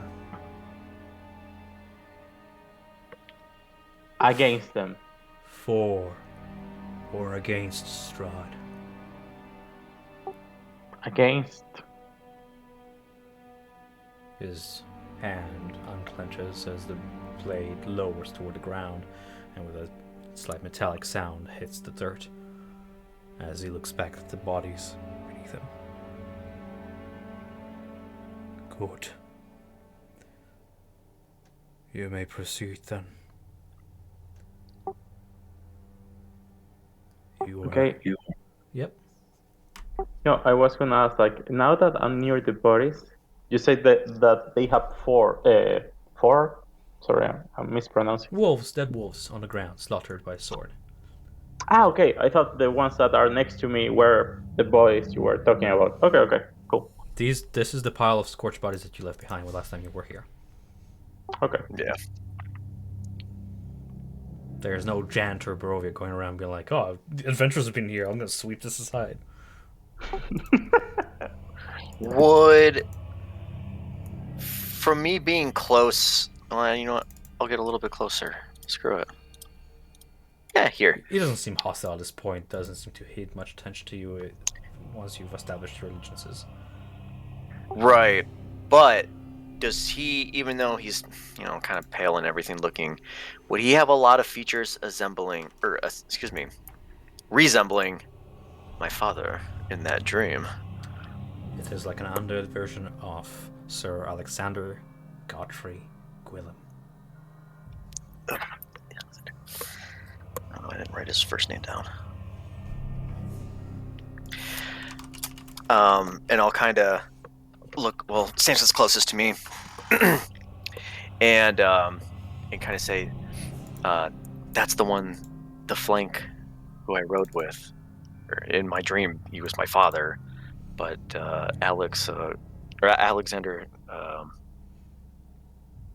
Gwillem." Why is he in Silver Dragon regalia? He was on Strahd's side. in He that was battle. wearing Silver Dragon regalia in the memory as well. Oh, okay. I thought that was just Yeah. I thought that was just Nadia's character, not the father as well. Fair enough, that's what I'm kind of establishing it. Nadia's character also wore Silver Dragon regalia. But like, no, never mind. Fuck it, I'm mixing up my own notes, I'm sorry. But he did. Yes. Okay. So, Well,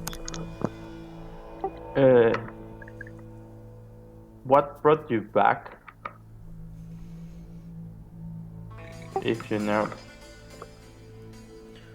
The Revenant seems to shrug.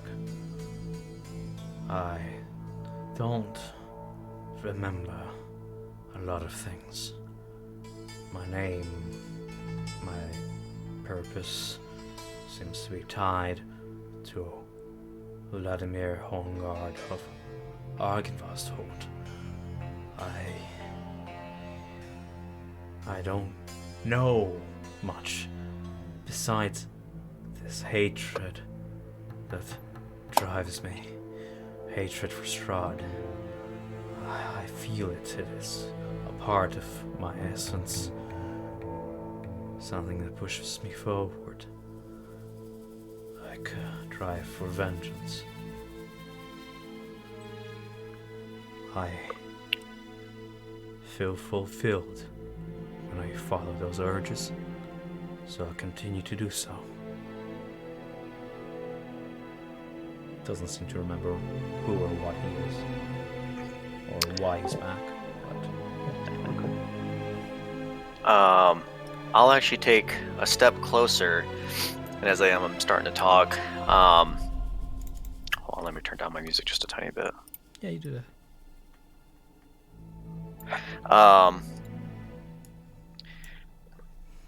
You were one of the great commanders of the place. Your name is Alexander Gwillem.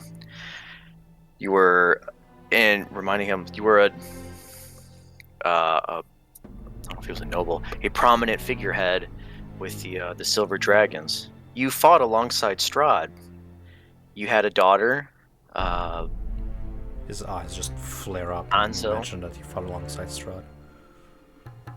Seems to assume a more defensive position. And my hands are up as if I'm not making any bad gestures with it. But noticing that he kind of freaks out at that. But you had a daughter as well, Anzel, and also a son. But sadly you had fought against him, it seemed.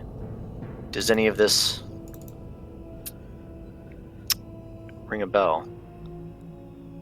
The past is a fuzzy mess, but he seems to almost taste the name as he's pronouncing it. Alexander Godfrey Gwillem does. Let's put a few pieces together. That is the name and the grave upon which I rose from. I had my suspicions. Where do you get your information? It's, with a sigh too, hard to explain.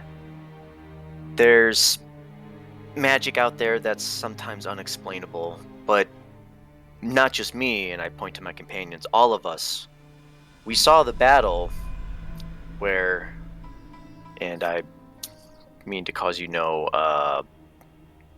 what's the word? You were there. And not physically. No, we weren't. That would make us hundreds of years old.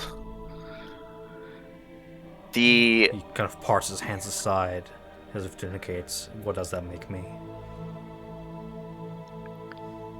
well, right now, hundreds of years old.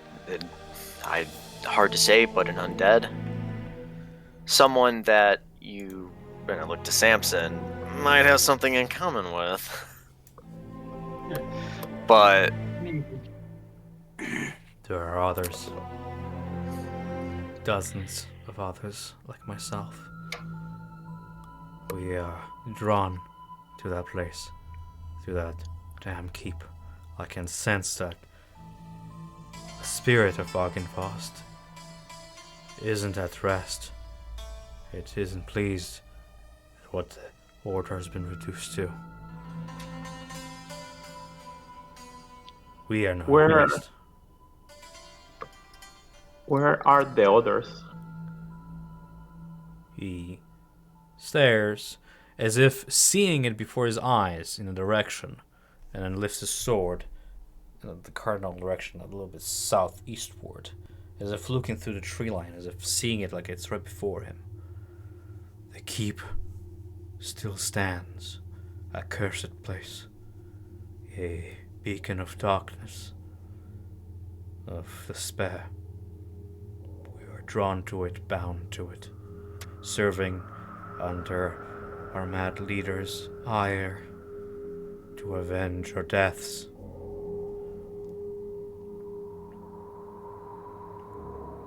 We have sworn our oaths to Vladimir, own God, and the Order,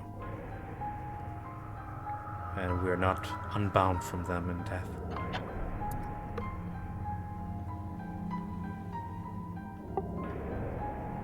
I understand the consequence of an oath. Is Vladimir still there? Yes. He is seated where he fell.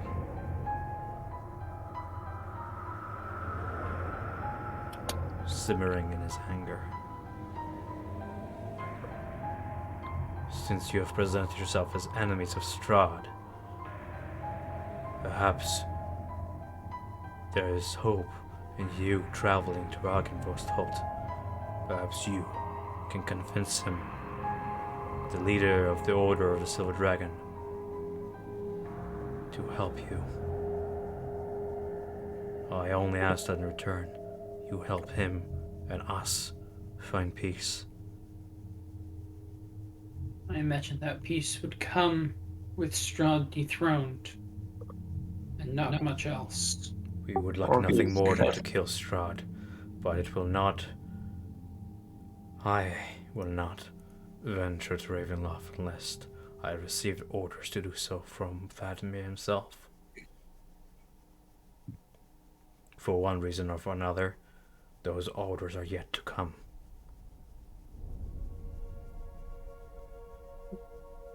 I imagine saving strength. There's no sense in attacking someone and burning all of your energy if you have no hope to win. The Revenant just shakes his Just head. gather allies. Gather What is allies. strength? Fight with overwhelming force. The Raven just shakes his head like, what is strength when you cannot die? We are an unstoppable force. Our rage, our drive for vengeance, has us rise time and time again. This body is but one of many.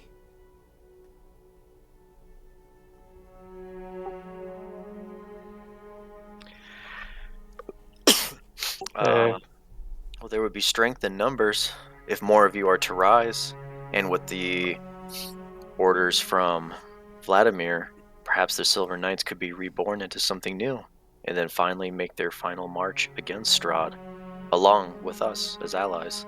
Perhaps. Until such a time comes that those orders come to fruition, I will do my part to drive off Strahd's threats and forces from the roads.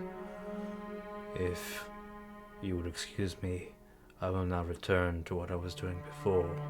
There's plenty more trash to get rid of. Turns his gaze toward the rest of the woods. Okay. When he points with the sword in direction of the keep, he points to the north or east or See, south? pointing to the southeast. South. Southeast. Yeah, towards. I guess. You know on your maps where Argynvost is. You saw it. Yeah. Yeah, it's by the Mount Cactus. Okay. Yeah. It's like here.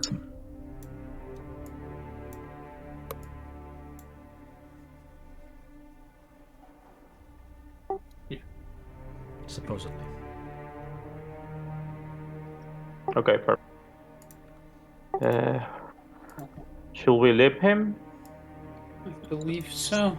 And should we make our way to the south? You say like they will receive us well if we announce ourselves as enemies of Strahd. I do not know.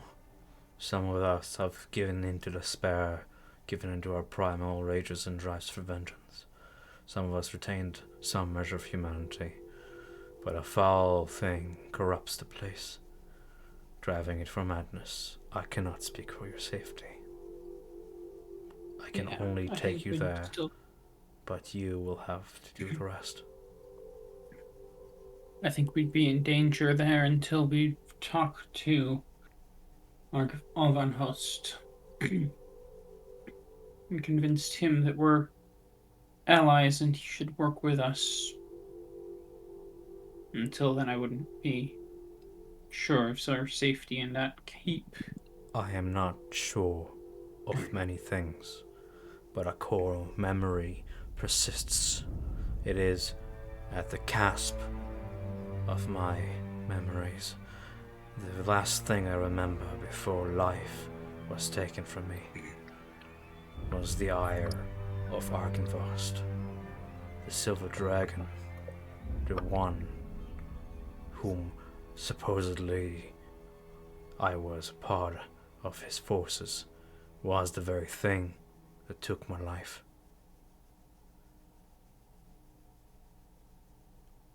I do not know. Vladimir was Silver Dragon.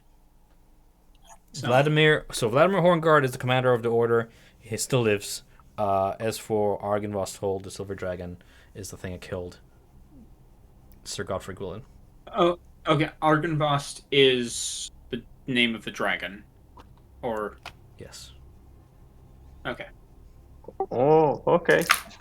Remember, he still thinks he was part of the group trying to defend the keep. Yes. Well, Well, which way do you guys want to go? Well, to Krezk still. Going forward. fresh. We have a- so Yeah. With We'll do what with- we finish up here at Krezk, but more importantly, Creel right now, because we are on a small timeline, we can make our way back to the southeast. Yeah, potentially deal with the Witch of the Bog and the Argynvostholt and castle there. Honestly, don't know about you, but I think Astrid is freaking out as it is. Agreed. I'd like to be able to. We Sure, need to sure. start knocking some things off our plate before adding more. I agree. We need to deal with that first. So, I think we move on. Thank you for keeping the roads safe for travelers, or at least safe from Strahd's forces. Thank you for not opening fire and singeing me with flame like so many others. Sighs and kind of finishes off one of the still twitching bodies before, unless you address him more, he's gonna turn to the woods and continue on his eternal hunt. Samson, he say like he has some memories that are almost at his grasp, but he cannot see them clearly. Yeah. I think the book has something that could help, and I'm pointing to detect thoughts spell. Eventually, with one minor detail. I didn't prepare that one. You need to prepare them? Okay, my bad.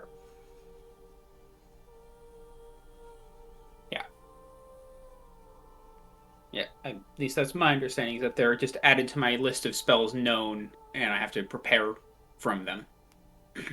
Okay. Okay. Yeah, of course. Novak, what are you doing in the back? Well, And Novar was just keeping an eye out right there, like he wasn't approaching, just in case things turned. Sure. Go. Because the last time they approached something in the road, they attacked. yeah. Plus, we don't have the greatest track record with things we've met on the road. Yeah. But Oh, he climbs onto the cart and guides the horses up towards the rest of them. Sure. Now the guy's gone. Well, I mean, No, he's not gone, but unless you address him Yeah, further. yeah.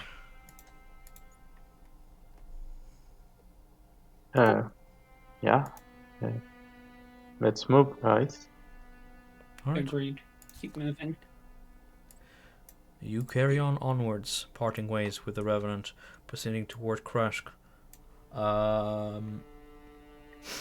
This village road transitions from a muddy path to one lightly dusted with fresh snow that crunches underfoot and leaves tracks behind your cart. The road branches north and climbs a rocky escarpment, ending at a gatehouse built into the 20-foot-high wall of stone reinforced with matrices. The wall encloses the settlement of Krezk, doing little to shield it from the frigid winds on this side of Barovia's snow-dusted mountain spur. Beyond the wall, you see the tops of snow-covered pines and thin, white wisps of smoke. The somber toll of the Abbey bell chimes in the afternoon's second hour. It is 2 p.m. The air grows colder as you get closer to the walled settlement. Guards posted atop the parapets huddle for warmth at the braziers, watching you as you approach. Several guards cautiously take positions next to crossbows mounted along the walls. Taras Kreshkov, the town's militia leader, can be seen standing at the gate above it, holding a familiar steel dagger in his gloved hand. And as he watches you and the cart and the barrels drain, he goes, "Those barrels are a welcome sight, but before we grant you entry, we must follow protocol. Once you arrive at the gate," he tosses a steel dagger at the ground at your feet. "You know the drill." Really get us to do this again. Right. Are we gonna really do this again? And point to the Wendigo. I think we proved ourselves last time. Roll persuasion.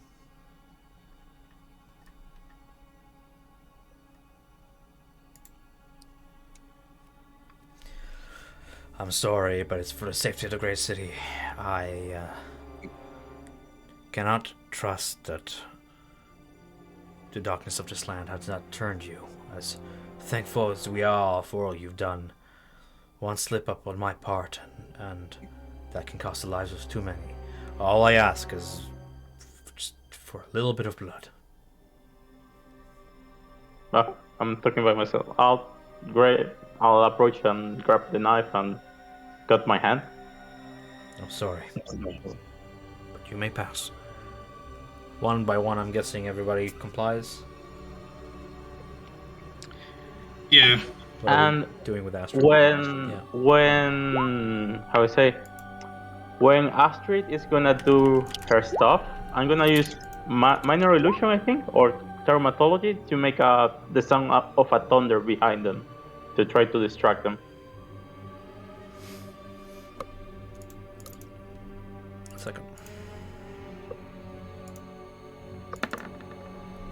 As Thunder rumbles from the back, he just shudders and for a few seconds turn around to say, "Bloody weather.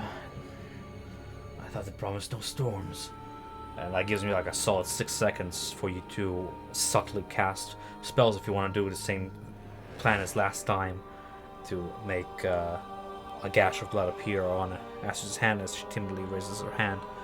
Satisfied by the passing of tests, he lets you through into the city's courtyards. The heavy gate swings outwards, pushed by 2 guards in their thick, bear-pelt cloaks and fur hats. The courtyard of Krezk awaits beyond. Yeah, what do you do, guys? You're at Krezk.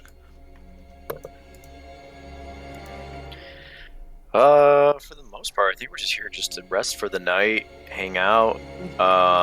We could see, for you, Novark, we could see what, oh my god, I'm getting fucking lost in names. The head guy, he was working on an Uzi. Wait, what? You're talking about Dmitry Kreshkov, and he was working on Yes. a flintlock, yes. Yes, Uzi. I recall that. That's what they say. Wait, see, what the fuck did I miss? I mean, we should probably talk to Dmitri. And Yeah, me too. mention the wine at the very least. I'm sure Yeah. he'd be very happy to have that. I'm wondering if Strahd appeared already here. He said that he was gonna visit the Abbey. Yeah, it might be worth asking Really need to around go about visit that. Creepy Breeks. Yeah. Yeah. I'd rather Also, not go it's and see some that point cycle again along unless the- you have to. And I'm just sanity check. If I do, because the remove curse does allows her to automatically succeed the save at night if I do it each day, right? Or It is lowers just the that it DC, reduces doesn't the right to see, but it brings it back down to, essentially at this point, to DC 5. If I roll the D20 and she gets like 5 or higher, she resists the curse. Okay, and Luke additional Owen casts at mechanics. this point are not useful because it can't drop below that. I if would remember say correctly, save it, right? just so you can have a third spell slot. I'm doing your Okay. kindness, yeah. You did your I- part, you did your... I'm perfectly Flavor-wise, you did what you had to do ritual-wise over several days to kind of Yeah. lower the sea. The curse still flows, though. Yes. okay. Well, Well, we need to equip ourselves with a lot of silver if we're going to see Krill. yeah. Everyone should have silvered or magic weapons for this. Sure. I'm guessing you're Yeah, gonna so go I'm pretty sure Dimitri my- Kreshkov for that. Yep. With Dmitri about that. I was gonna say, if anyone Sure. wants to, I think it's 100 gold to silver weapon. Yeah, and if Give me a except second. remember, Kresh doesn't deal with gold. I'm sure we can trade the wine for something. Yeah, he said that he will help us for the dress and for the wine. Yeah. I'm sure we can do that. I wonder Besides, if we say we're going after Creel, I imagine they'd be quite happy to help us, at least in terms of providing equipment. Yeah, maybe better armor, I think. It will help. Yeah. We can also check on the town real quick, see if any more bodies have been missing in the time that we've been gone. I'm back. Oh, I took a phone call. okay. Right. Well, we are going to Dimitri, right? Sure. First? Yep. Yes. Okay. As your cart maneuvers in the city past the cobblestone courtyard, you leave it by Kreshkov's domain, knocking on a door. His wife Anna opens the door and you're ushered inside. The two are still grieving over the loss of their children, but are happy to see you return. Dmitri, stout as he is, approaches and says, "How can I be of service? It's been a matter of days. success on the roads, I suppose.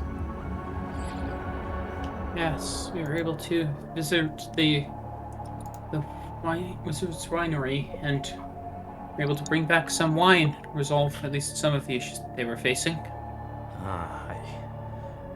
He looks out the window, looks at the cart, and is like, "Well, you're proving to be quite the benefit to our little establishment here, and I did promise you a reward in return, my services to you free of charge.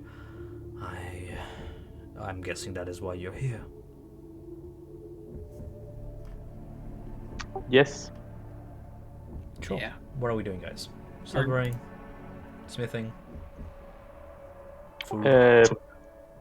I would like plate armor if you have, or adamantium if it's possible. You're funny. I'm funny. I have to ask. Okay. The Lord loves a trier. If I find one in my back pocket, I'm sure to send it your way. You may certainly try. I'm afraid he says he's afraid he only crafts weapons and silver stuff. He doesn't make armor. Okay. Yeah. I could use some silver crossbow bolts. How many? I'll have Like as much as he can 20? give me, really. Yeah. Yeah, that'd be fine. As much as he could give me. It's a fair trust-based system of trade. No coin exchange, really. Favor for a favor. Wine for bolts would be like a case of 20 bolts. Yeah. My finest.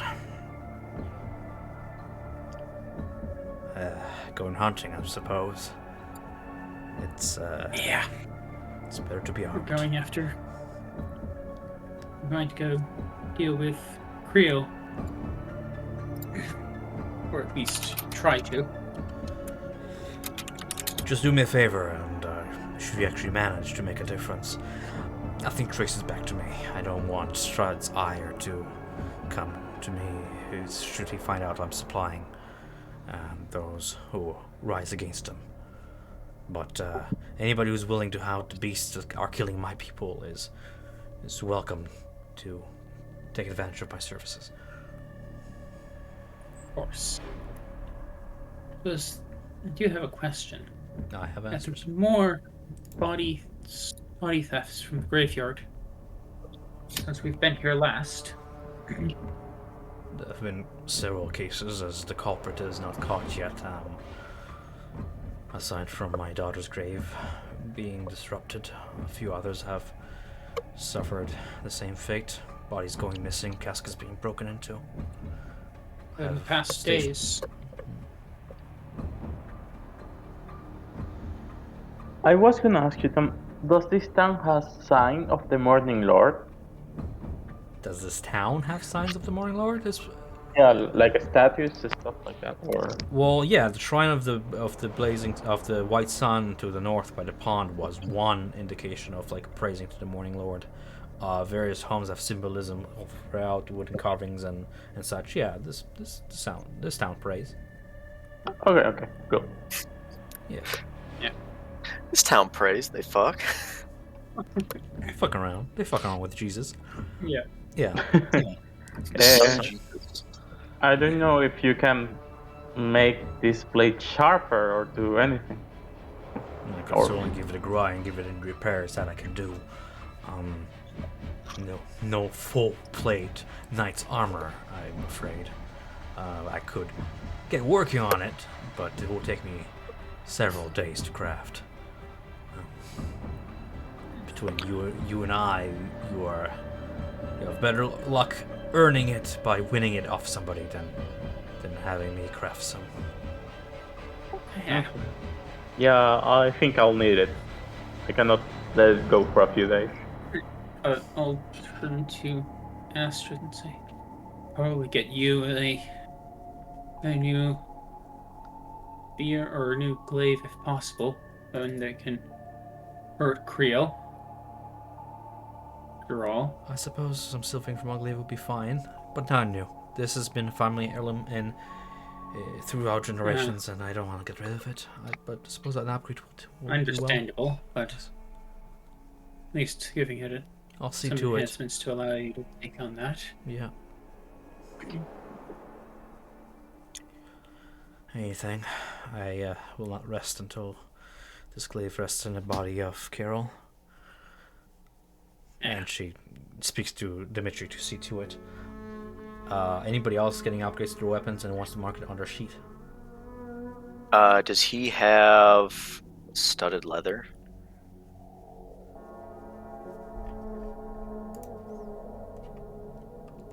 Valaki has all armor. There's not. Damn it. There's no armor makers. I think we established that last time we visited. Because you looked around. Yeah, you say like he was like the best weapon maker. Yeah. I mean, Yeah, you know he's a what? black I'm gonna be. man without What did you weapon. want? Hide? No, it's studded leather. Studded leather? Let me look it up real quick, okay? I'm gonna find AM. You guys earned it. You guys quested around. Let me just look up something real quick though, because. Oh yeah, no, I was wrong. Yeah, hell yeah. You will have like some of these like militia guards. I was thinking about like another category of armor. Yeah, like a tough but flexible like leather, like studded and reinforced with like these like close set rivets and spikes and stuff. Yeah, I was gonna say, would he have? Yeah, I don't think a chain shirt would actually be really fitting for Nadia. I'm waiting for the studded leather breastplate or will something. help because that's what he pretty much arms his militia with. So we'll have like a spare. Yeah. Yeah, if I can take a studded leather. Sure. In exchange for the wine, that's free of charge as well. Go ahead. Oh, yeah, so kind. Yes. Yeah. Does have like a few like fur linings for like long guard shifts in cold weather, but it will serve as studded leather. Yeah. I don't need anything myself. My weapon is ready to go as needed, and Okay. I have sufficient power already. As you Mostly guys relying see- on my magic. My new spear's magic, so I should be good. Yeah. bypass, yeah. As you guys are continue on your exchange of wine for goods, you hear a knock at the door. As Anna Krezk makes her way to it, kind of grabbing that large halberd by the door, she opens it, and what you see through the door is the tall figure of the abbot, his hands neatly before him, as he looks down and says, "Greetings.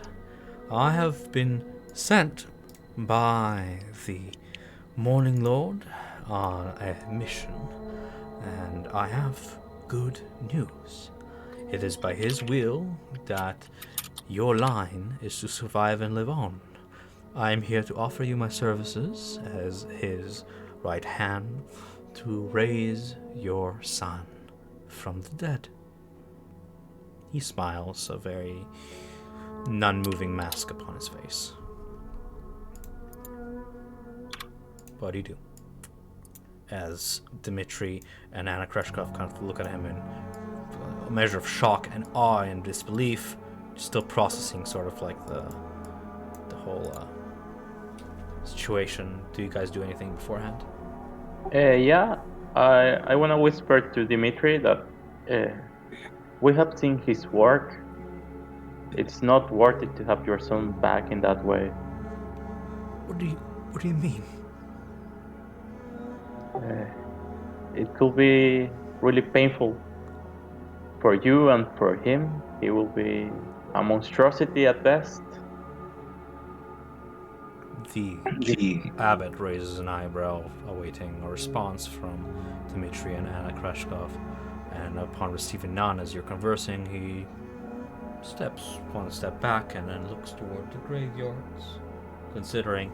All the while, Dimitri goes, "Painful for me, a monstrosity. What? You're not making any sense, lass.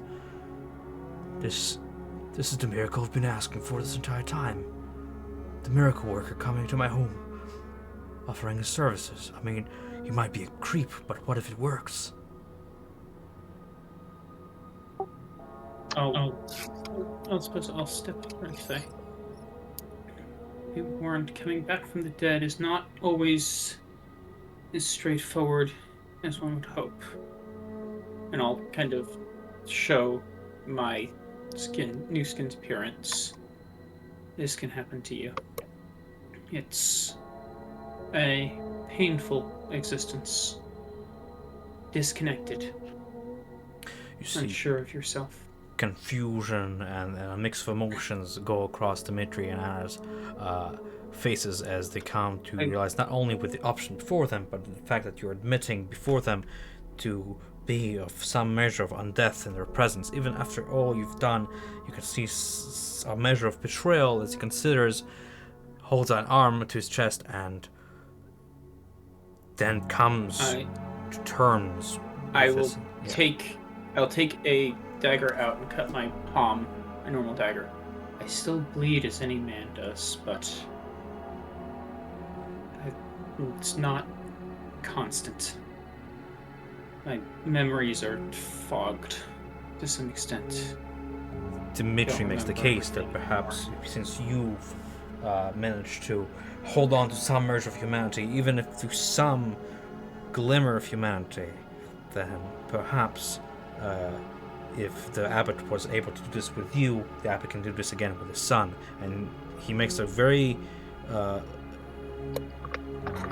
prudent case toward, like, his son is the last chance for his lineage to continue. He and his wife being too old to produce any other children. I will not stop you.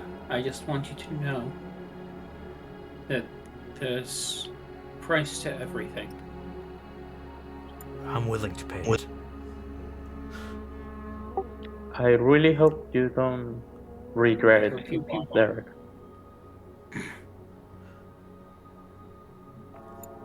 Speaking as a from Dimitri's perspective as a father who lost all his children, has no lineage, he seems pretty content with taking this chance, unless you make a better argument rather than like,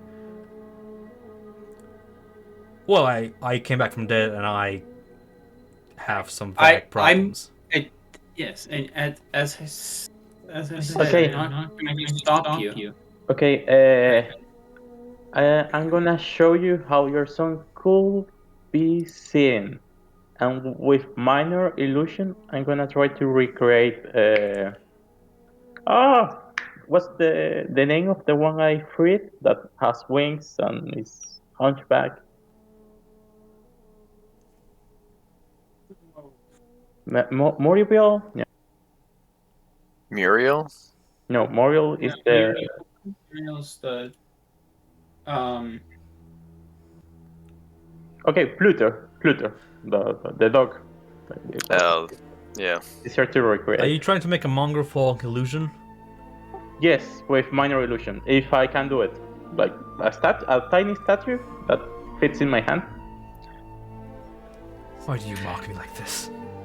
I know damn well what my son looks like. Dead or alive, I buried him. What is this? Twisted image. That's what the abbot tried to make. Create life, and life can end like this. The abbot stares at you, not quite socially inept enough to understand what's going on, while Dimitri looks at you and is like, do you have proof? We can get it if you give us time. We don't even need to get the proof. I know you're in pain. The loss of a, child and not having anyone to carry on your name. I could personally never know that pain, but I can empathize. But the proof is in the Abbey. Go there with your wife. Look for yourself. Things won't be the same. Your son will be here in body, but not in spirit. So I wanted to just not take this opportunity to see my only son, to save my lineage. Am I to just let it go then? To live the rest of my life in despair, drinking myself stupid? But is that how you want to be remembered in his honor? Be the man and stand tall and proud with your wife. Lead this town still. They all rely on you. While he may not be here, and your daughter as well, live the best life that you can for them. I will look into it. You the abbot? Yeah, you weirdo. I want to see if that which they speak of is true. This town is mine, damn it. I will see if those rumors about your Abbey is true. We're going. And with that, he begins to back a little provisions. After all, it is a climb up, grabbing a walking cane and all that as he prepares to maneuver his way. The abbot all the while looks between Dimitri to a lot of you and says, "You'll get in the way of the Lord's work." No.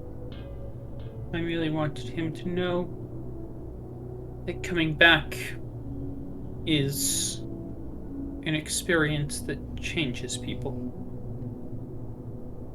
And that his son may not be all that he remembers him to be. Well, we're walking I up. would hate for him to suffer again. I want to mention to the party that the abbot feels to be like celestial, so Yeah, I remember. be careful about it. Yeah. So be it. And without ever gracefully, with his shoulders straightened, he walks past the threshold and onto the streets, awaiting Dimitri as the two of them begin to make their way after the Abbey. I will show you the miracles of God. With your weapons and kit silvered, is there anything else that you wish to do in Dimitri's home? No. Not really. I mean, is there like any weapon that looks like especially handy, crafty? It glows with magic. No. There's no weapons that appear obviously magical, but there is like the project that he's been working on, the flintlock-looking disassembled gun upon a work table next to the blacksmithy forge. Yeah. I suppose the only thing I would do is I would spend a quick minute talking to Anne Krezk, the Baron's wife. Say, I hope for your sake that the abbot is able to do what he says and to bring your son back as you remember him. But be careful about hope until you've met him. Death changes people. Bringing them back. Anna Krezk appears cold as she looks upon you and says, "If you were given this chance, you would deny it. If you were ever to have a chance to bring a loved one back. Perhaps you did lose something. I would do it to a measure others, of your humanity. but to myself, I would not bring myself back again. I would not have myself brought back again if given the choice. This is odd, the living this way, unable to sleep. Yeah, well,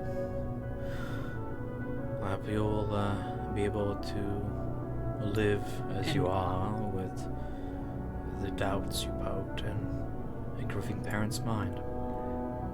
She shows no measure to want to speak to you much than it needs to be from this point. And as I leave, I will deliberately not breathe as I'm leaving. Okay, you creep.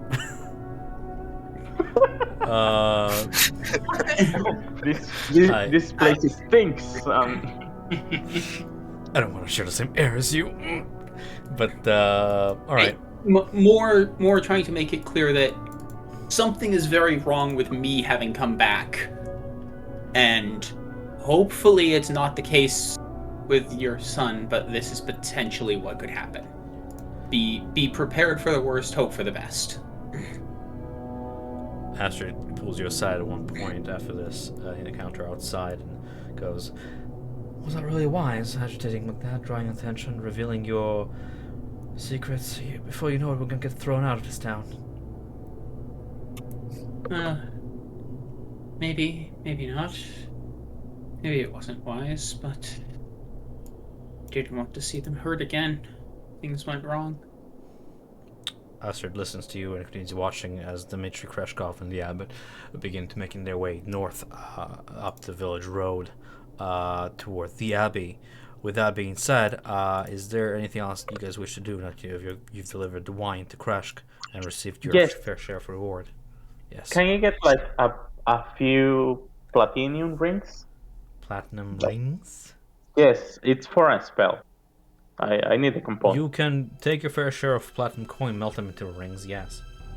Perfect. That's will do, but we can continue. We can say that you've done that over the course of, yeah, sure. Do they have a cost to them? Or is it just... Yeah, they must cost 50. I don't know if it's platinum or gold. I have to check, but Probably gold. Is it for the warding bond? yeah, wording bond. Probably gold. Yeah, I'm pretty sure that's gold. That'll be 5 platinum pieces. 5 platinum coins you'll have to melt to make those rings. But yes. Perfect. Yeah, gold. Yeah, guys, you're outside Each. the Burgermeister's home in the courtyard, having delivered your wine and received your fair share of reward, got your rings. Anything else you want to do?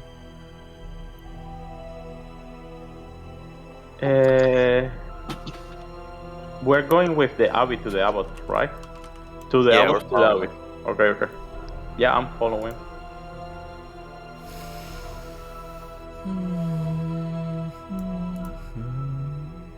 And Gulvarg is he just kind of like something. He just says, "Grieving parents. No matter what you say, wouldn't change their mind. The only constant They're here is desperate. pain. I Desperate. know. That's what I'm afraid of. Desperate people do desperate things." I'm just a little worried about the Bellevues. Yeah, that did I- not go quite as well as I was hoping. I was trying to get the go for it, but be warned that it may not turn out the way you hope. Yeah, You but saw the Don't opposite. get your hopes up until it happened. But the Bellevues that reside in the Abbey, not all of them look like harmful. Otto, especially, he looks pretty kind. I'm worried about what will do the people of Krezk when Dimitri comes back.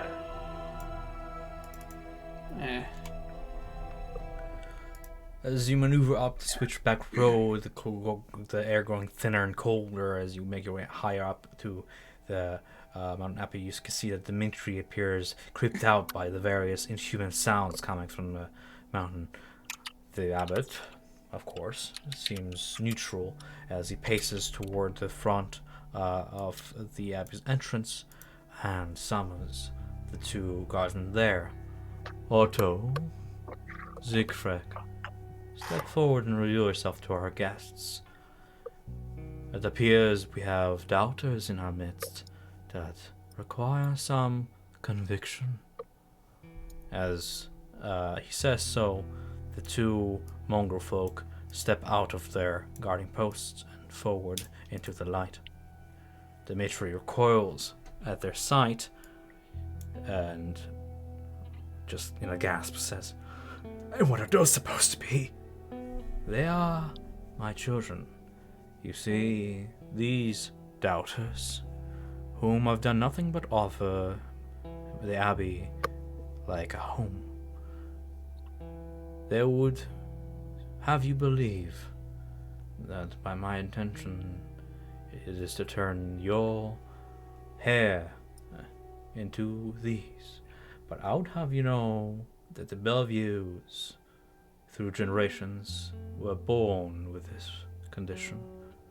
It is of their doing. What have you to say, doubters?"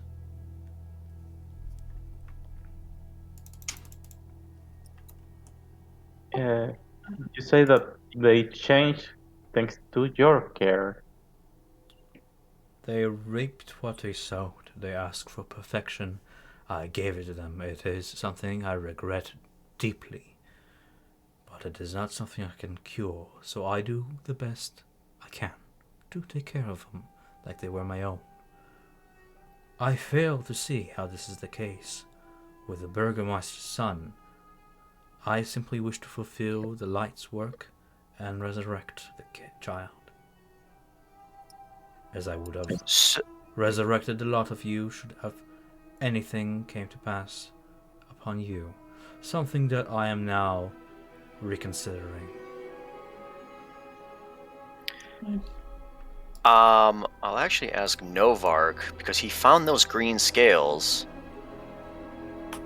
and I'll hand them over to Dimitri and say these scales were found in the graveyard where they probably shouldn't be at, and then make the kind of connection to Siegfried visually tries to hide herself behind your hood and cringe away as you show the scales. Yeah. We have no reason to lie to you, and we said that we would help you find your daughter. But these scales were found in the graveyard at night, and there is a link between them. Something is here, and it is foul. But these are what is possibly could happen. Dimitri, his eyes darting between you and the abbot, says, why have you come to me with this before? And what does this mean? Are you insinuating he is behind all this? The robberies? Him and his freaks? That's why, you see them as freak, but they haven't done anything wrong, so we were afraid that you will harm them or something. I just might. If what you say is true. There is no real definitive proof, but it is linking. But I feel like it's better if we are to go inside, possibly. Well, if you don't So find you me can some see whatever. damn definitive proof, I might just find that proof myself. I can gather men. I have the power. I have the means. I can storm the place. Are you going to get into my way, Abbot? And the Abbot all the while seems ever neutral and calm. I would not have your people lose life over nothing. It is their word against mine. Your rage will lead to unnecessary bloodshed. Besides, it is not like your kind has any use for bodies. Once the spirit has left, what is a body but meat and bone to be repurposed? So it is you then. It is a sin to lie. The real question is, will you stand in the way of the work of God to save Barovia? Dimitri, not quite sure where what he's talking about, as again working through his rage and emotions, stepping back away from those freaks. What do you guys do?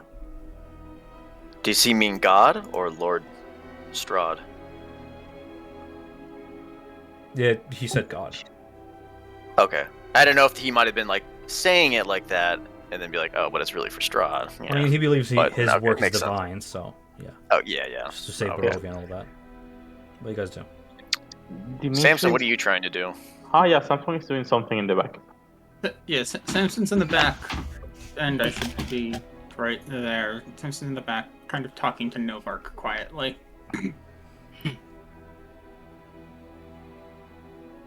But you're not flying yet? I thought you were. I'm not reading chat. You guys have to talk to me what's going on. No, I have not. I have not taken. Okay. I'm trying to plan with Novark what we want to do. Okay. Dimitri, there is no need to bring more people. You don't need to hurt anyone. No one has to get hurt. And Is there a real difference if he took the bodies or he didn't? You're talking about my daughter. He's fuming at this point with the accusation you've presented before him. You can see he's contemplating whether taking these matters into his own hands or trusting a lot of you. A lot have transpired over the past minutes, what with Samson admitting of his touch with undeath, and now this, you guys hiding evidence from him. He's just fuming, going through his emotions, trying to figure it all out. My daughter might be in there. It's not... We can find her if you really want. But don't hurt more people just to find her. Don't make more bodies. Does he have a weapon on him? Did he come here armed? Yes. Okay, I He has thought a so. sword, yeah. Okay. Obviously outnumbered, he's not going to draw it, but yes. Right.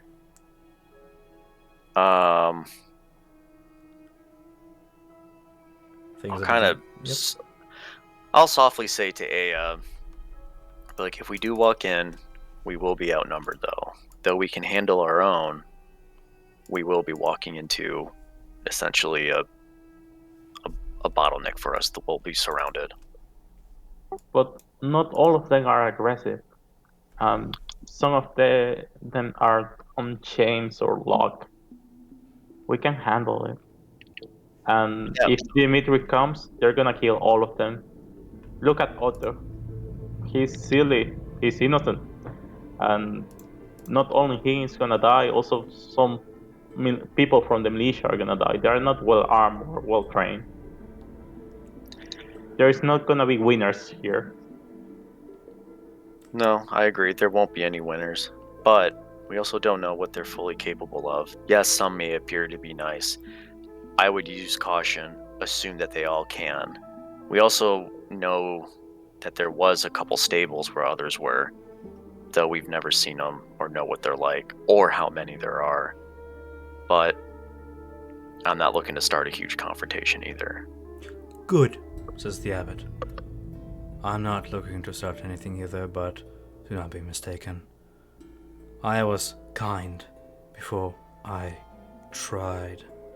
God knows, I tried to have some resolve. But I see I might have been mistaken. I assumed you were to aid me in my holy mission, my divine purpose to save Barovia. But I see now that you will be nothing but betrayers to my cause. Know this. Neither you nor the people of Krezk are any longer welcome in my abbey. I advise you stay out of its confines and leave me to my work. Do not get in my way, or you will suffer divine retribution.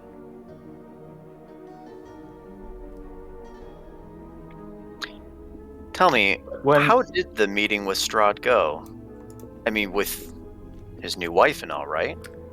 You just hit a nerve. And for the first time, the abbot's mask shatters as he scrunches up his nose and looks at you with a very barely restrained measure of rage, and he goes, I encountered a failure in my design, something I will remedy. He was not pleased, but I will fix it. I will fix it. All you have to do is not get in my way. As he fights to restrain himself back into composure. Otto, Siegfried, your all-purpose here was served. I believe that greater security will be needed to be put into place. I will see to it, but you are dismissed, my children. Go inside, assist your brethren with other tasks. And as he commands them, Siegfried hastily does so as he commands and walks away. You see Otto with tail between his legs, a measure of shame on his face as he grabs his shovel and drags it across the snow. As he maneuvers away, Otto glances in his direction before turning his attention back to a lot of you. I am sorry that it came to this. I thought that we could cooperate on this together. I thought you would understand. I am... There's still... Oh, go ahead. Yep. He just says, I'm sorry for your ignorance. Go on. Oh, she... Oh, hold on, I gotta go back to my notes. What was her name? I want to say Violenta, but I know that it's not. One. Yeah, it starts with a V. Valeska. I'm looking. That's okay. Valeska. It's somewhere. Oh, no, Vasilica. Vasilica was to be your plan, and I mean no disrespect, but perhaps she was missing more of a human interaction. She seemed cold, but we could still help you with that as long as we have an understanding here that none of us right now will cause no harm. But Dimitri, we would still like access to look for his daughter and clear any air between the two parties right now. Despite Dimitri's sputtering and rage, the abbot speaks louder and says, he has no use for her mortal body. Her immortal soul is entrapped in the mists of Ravenloft, and lest I do something, it will remain there forevermore. I am the only one who can utilize her body and the body of these people to shape perfection. You say like you have a mission, a sacred mission, but who put you on that path? Who told you to do it?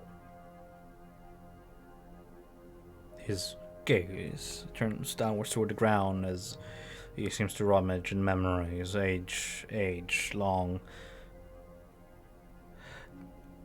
Isn't the obvious path? This land is corrupt. It is vile.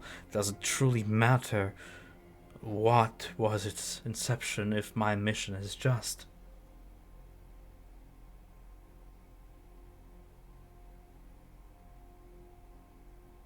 An agent of the Lord requires only his guidance. So I answer to God and God alone. what God? The Morning Lord? Yeah. Okay. I'll actually take a couple steps back. Why? And, Because he's about to punch your face. Go on.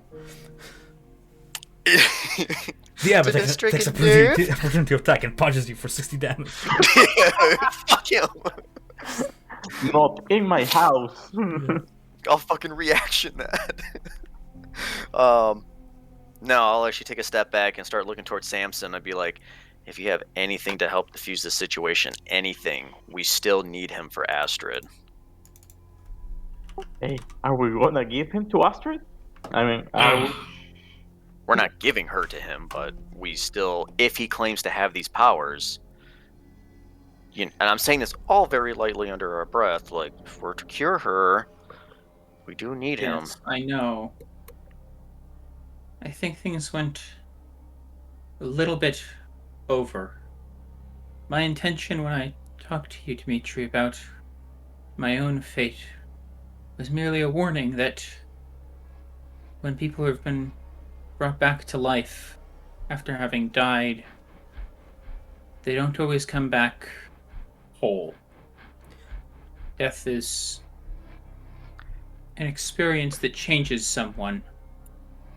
It was merely so that you were aware of the potential pain you would suffer from seeing your son in a state that was different than you remember him. Dimitri understands that, but you also just showed Dimitri potential evidence that his late children's bodies are in this place, so I don't think he cares much. I got nothing about that. I was. Yeah, I feel like we start like a civil war in this town. Oh yeah, there was a reason Samson was backing up there. I'm seriously considering about killing Dimitri, okay? I'm not joking. Up at this point, look at Dmitri considering killing him. You look at Dmitri, he's gritting his teeth, and you see that at this point he has drawn his sword. And there's a feral rage in his eyes as he looks at the abbot, and he just says, "You took my daughter's corpse. Those bodies." Judging by body language, you can tell he's about to lunge. Do you do anything? Nova just kind of shouts, "Dimitri, think about what you're doing. Your town still needs you. You really want to sacrifice yourself?" I'm not sacrificing anybody. I'm going to tear him sternum to fucking asshole, flay him right next to that Wendigo, and put his skin over the gates of my city for what he's done. I am looking through my abilities right now. Like, Trying to figure out, like, what do I have? Please. you're just like, please hold as you're looking through your spellbook. Like, Please. I have one. Do you want me to roll with it, guys? Tell me. I don't know. I feel bad for jumping the gun on the scales, but I also, like, as soon as I said that, I was like, oh, fuck. I forgot we need him to cure Aster, supposedly. I think there's less of that, maybe, but yes. Okay, I'm gonna... Well, Novark, go, I'm gonna allow you to roll like persuasion with a disadvantage because you are like battling like the ire of a parent who lost a child and everything and all that. But you do have a chance persuading, as Dimitri gazes. Persuasion's bad. At least I gave you a chance. No, he's like driven, like he's pointing the sword, the great sword's like tip at the abbot. The abbot, all the while, begins to shimmer, glow. You begin to see a sort of radiance, a halo shape around him as his eyes turn this bright sapphire blue.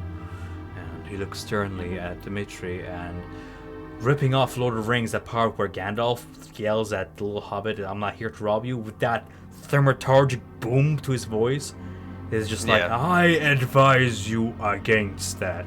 And as he does so, you can see a pair of wings ever so subtly kind of shimmer in and out of existence as he speaks, and then the thaumaturgy kind of dies down as Dimitri, still holding It's hit his by stance, Phantasmal Force. You're hitting Dimitri for Phantasmal Force? Except I'm not.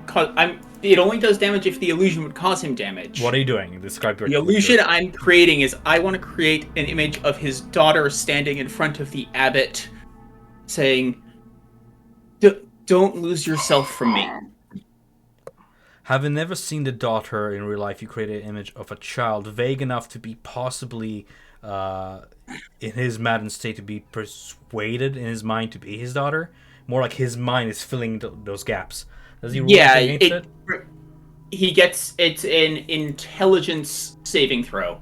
And the lovely thing about this is the target rationalizes any illogical outcomes from interacting with the Finn. Pretty much. He rolled a 14 to save against it. DC 15. Yeah. So his DC 15. So he sees his fills daughter into detail. Yeah. there, and basically I want the Phantom there to be begging him, "Don't throw your life away for me." As he looks at the spirit, the phantom before him, his eyes widen, his sword slips out of his grasp as he shudders, and he says, "You will pay. You will pay for what you've done. Mark my word." And he flees. He just pushes Nadia and Samson aside, and leaving his sword behind, he flees down the mountain with a sense of fear and purpose. You've bro confrontation, but development has occurred. That is going to be... I think I saved his life. That's going to be a whole nother deal explaining. Oh my. I just made him see his daughter, asking him not to throw his life away. At that point, Dmitry Krezk is out of the scene. Yeah. Yeah, and that's In going point- to drop within a minute. You It's may only- have it just only lasts pushed a his. minute. You may have just pushed his grief even further. I know. I couldn't think of anything else to stop him quickly enough. If he attacked the abbot, he was going to die. The abbot just goes, "You still fail to see things as they are. You continue to struggle, but unless I'm done my work, there's gonna be only more grief, only more despair." I understand everything in this land is dying. It is a festering body that I'm trying to reshape. Please, Yes, your Please. reshaping causes other people pain. stay out of my way. As he says so, What is his plan? Did we even ask that? Yes, he's planning to save Barovia by giving a basilica to Strahd, and that Yeah. somehow is gonna dissipate the fog, the mist, and it's gonna free Barovia from the mist, so everyone can roam free. Yeah, I'm trying to think of anything to like. He obviously got a nerve struck when mentioning Basilica, but if there's something we could try to do to like, what am I trying to say? Maybe not even deceive, but to be like, hey, like, we understand now that it's not working out with Basilica, but maybe there's something that we can do to gain some little favor, but we still need him, at least for now. from what he, like, kind of to reply to your question, because it was a really good question, from what you can tell from his answer, is like, to Strahd, the bride wasn't good enough. Yeah. Keeps being not good enough. Like, Strahd keeps returning, and every time, bride's not good enough. Maybe needs these changes, maybe needs that. Not good enough, not good enough, not good enough, and this has been going on for some time now. So, like, when I say you hit a nerve, I'm like, you've hit a core issue, yeah. I will mage hand, kind of staying away, bring the sword across the ground back to me so I can return that to Dimitri. You said that you are giving protection to the Belvius.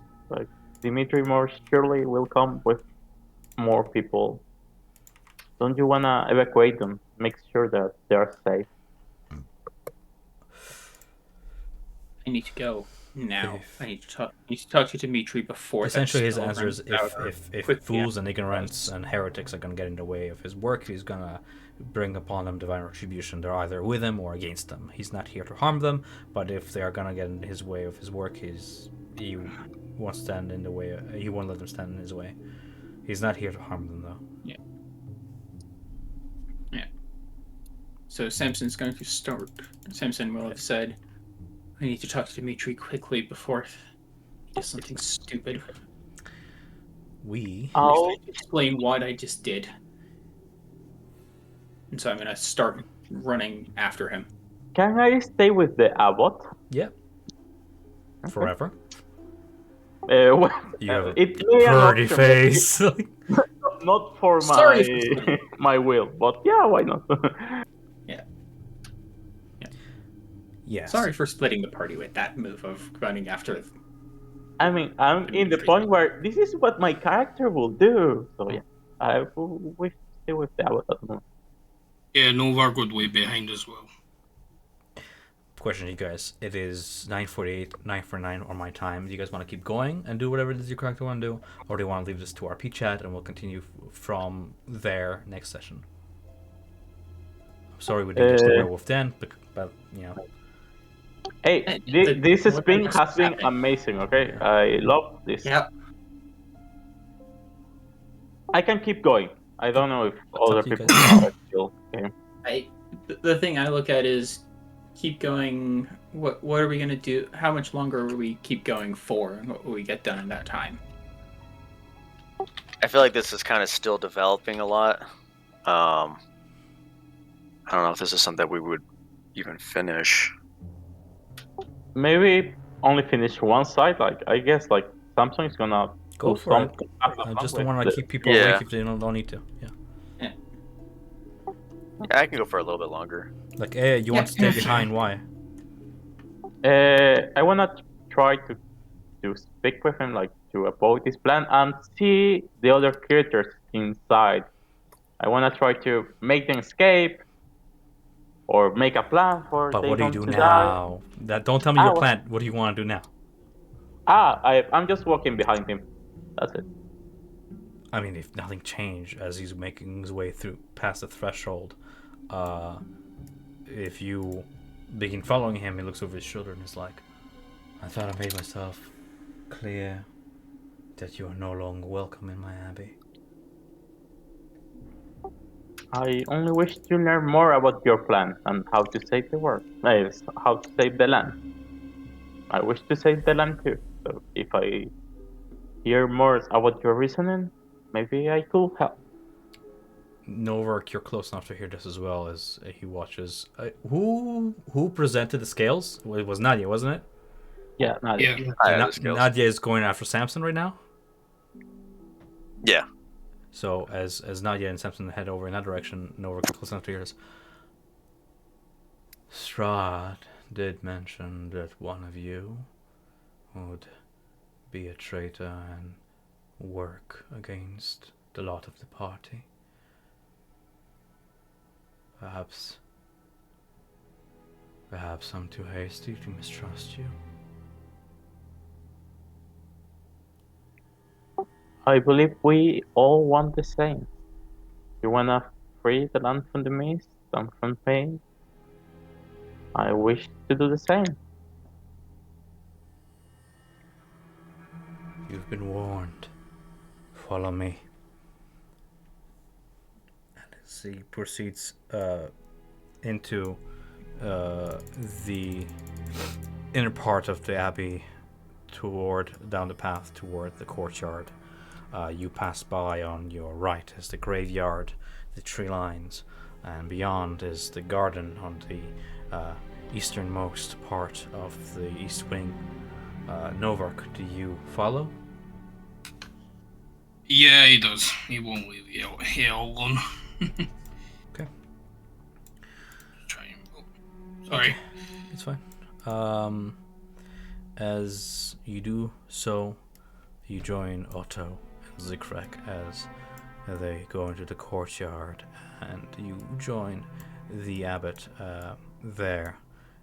He, in turn, proceeds to turn toward his confines on the west wing. I don't have vision. I think I got stuck. You're right here, dude. I didn't have vision for some reason. Okay. With that being said, do you wish... I'm gonna say it from the abstract. You wish to see my work? Yes, I will wish to see also all the Bellevues. I want to see how you try to protect them. He seems to almost glide as he moves toward the eastern wing over yonder, opening this door. Here, you hear a cacophony of inhuman voices grow louder as the door opens. As you are following him, Samson and Nadia, what do you guys do? Just so we can resolve this at the same time. I am dashing full speed to try and catch up to Dimitri.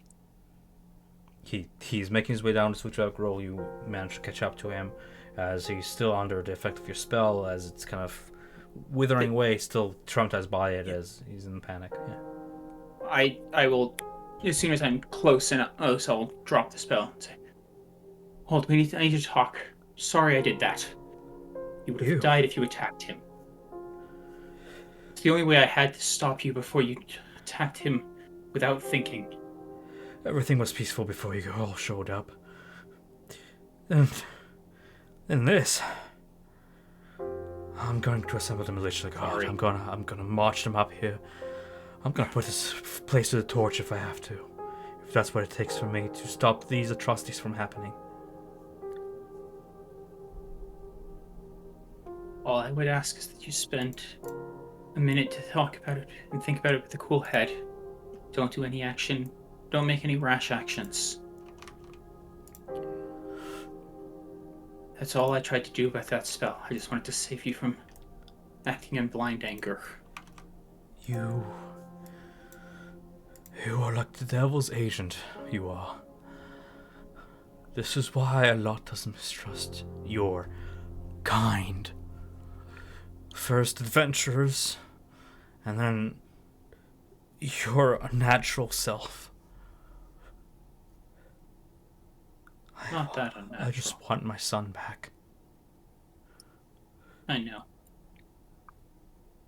And I will hand him back the sword, hilt first, and yes, I'm going to. I'm going to do it in the semi-elegant way of it's pointed. The blade of the sword is, and the tip of the sword is clearly pointed at me, so that he could relatively easily just thrust forwards and stab me with it, as he could if he were he grasping the hilt. So. You can indeed feel the pressure of him considering it. But then he glances toward Nadia behind you and just shakes his head and says, "There will be retribution for this. He cannot be allowed to go unpunished for what he's done." I know. And I have my head kind of in a small head nod, like retribution does come to those who deserve it most, and I believe it is in your case. But we don't also want the town to fall and burn. For one, the time will come, but if there was to be an outbreak with the militia and any creatures that are up there, one side would prevail, and it would just be a bloodbath. Krezk could no longer thrive on what it is now, what you've made it to be with your wife, protecting these people. It's hard. I know it is. I mean, hold on, let me rephrase that part. I know it could be hard, and though I could never share in your pain, it's just intentions are high, we're acting on raw emotions, but we don't want that to be our downfall, and especially not for you. But let us try to handle this. Our other companions are up there now, and we're working a way that can best suit you. Dimitri's gaze switches from you to the wall beside him as he approaches his, and he says, "Well, what are you waiting for then? Let's go. Let's see how much truth there is to what you say." So, Let's see. couple questions. Yep. How tall is the wall? It's tall enough for you to see over, so it's like 5 feet. Oh, okay.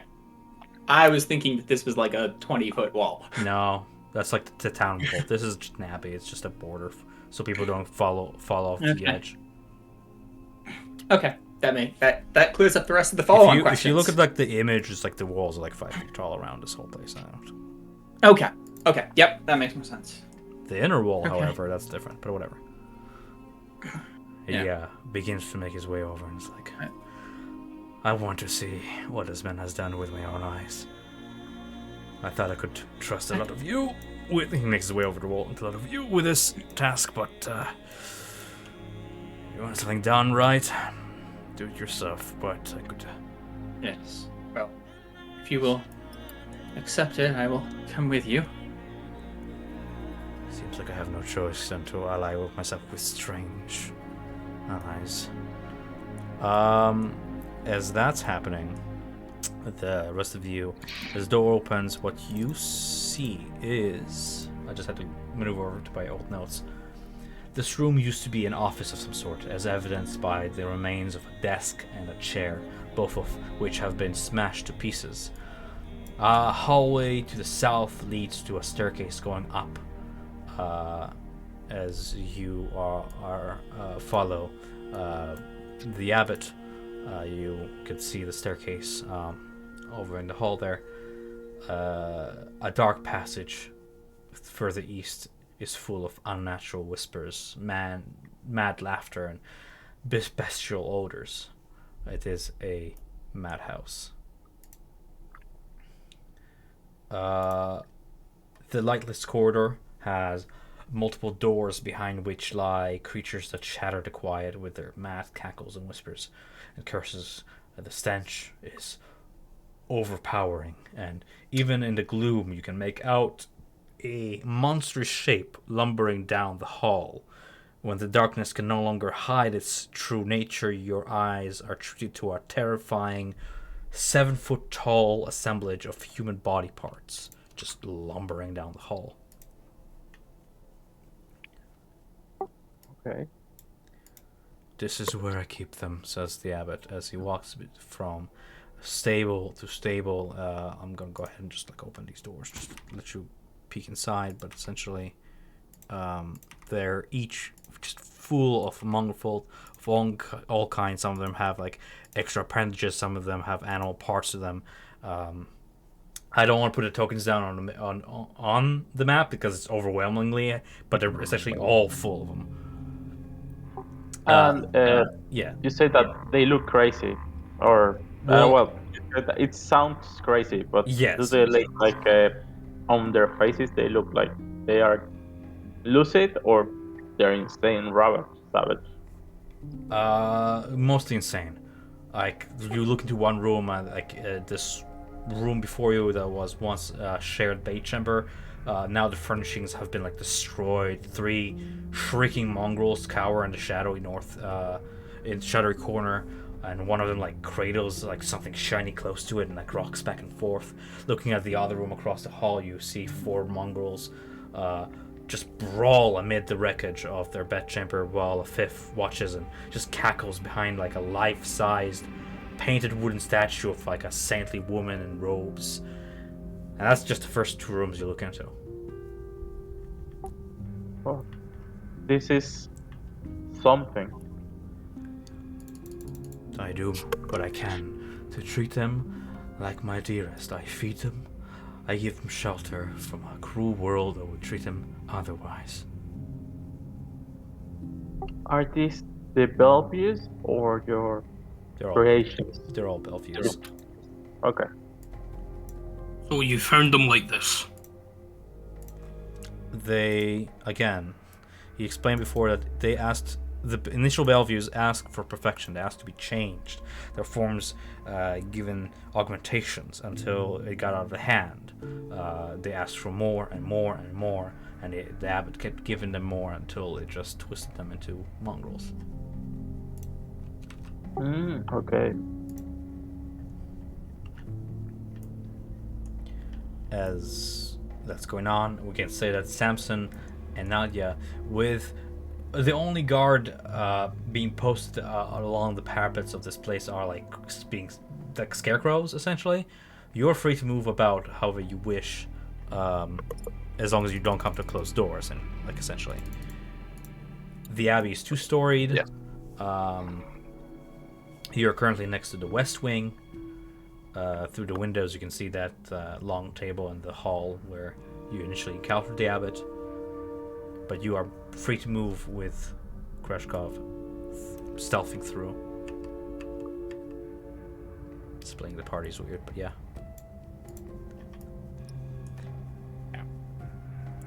Each of you can ask me questions. Like each group can. Perfect. So if I look at the 2nd-story windows, do I see movement in any of them? Where you are looking at? No. You don't see any movement past the windows, no. You do faintly hear a very gentle violin music. Like loud enough to be heard through a wall. Coming from the upstairs. I'll look to Samson and kind of notice his tension is upward. Is there something that's catching your eye or ear up there? Violin music. Without having Krezk here, you'd be like, it is possible I can't climb up there. I could disguise it as magic. I can fly if I can get into darkness or dim light. Well, being out here in the open, I don't know if we really have that right now. I could mask, you know, my ability to climb on walls as something else. So that way Krezk doesn't think I'm something else. Yeah, I'm just trying to think. Because I'm assuming that the shade from walls and light or from the trees is not sufficient to provide dim light for me, correct?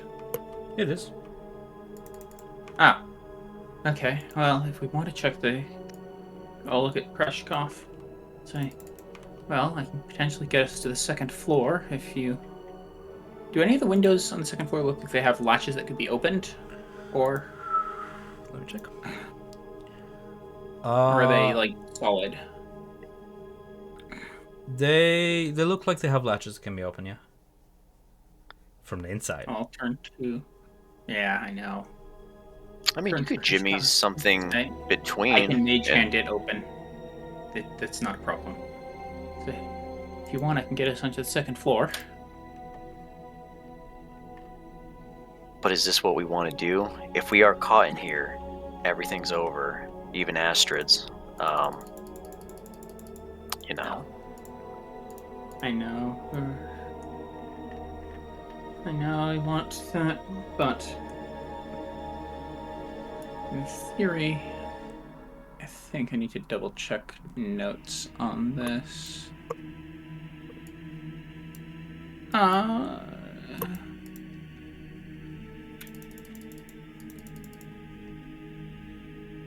Because once the Lupu is killed, it's not just a remove curse that's needed; it's a greater restoration, right?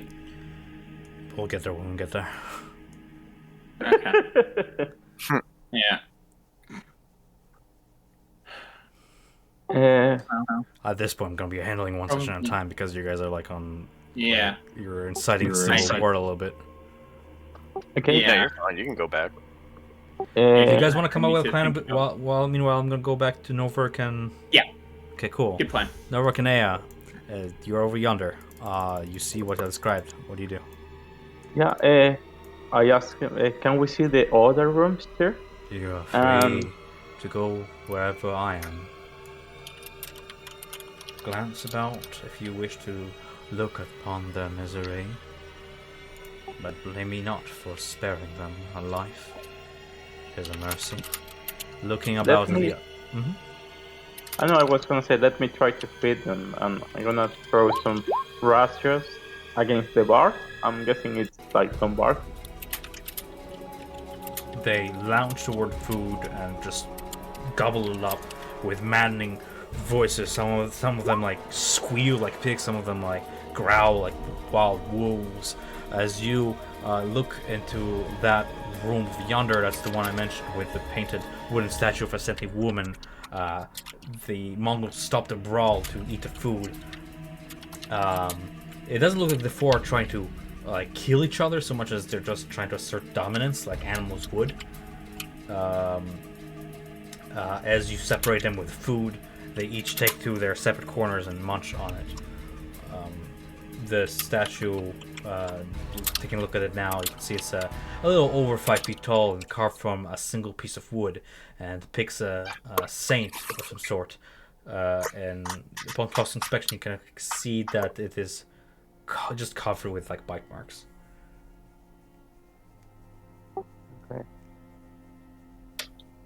Okay. I'm wondering, why is Sifrek and Otto allowed to roam free? Are there others that are allowed to roam free? Compared Or to Otto only and Zigfrek, these ones seem mad, whereas Otto and Zigfrek could like retain their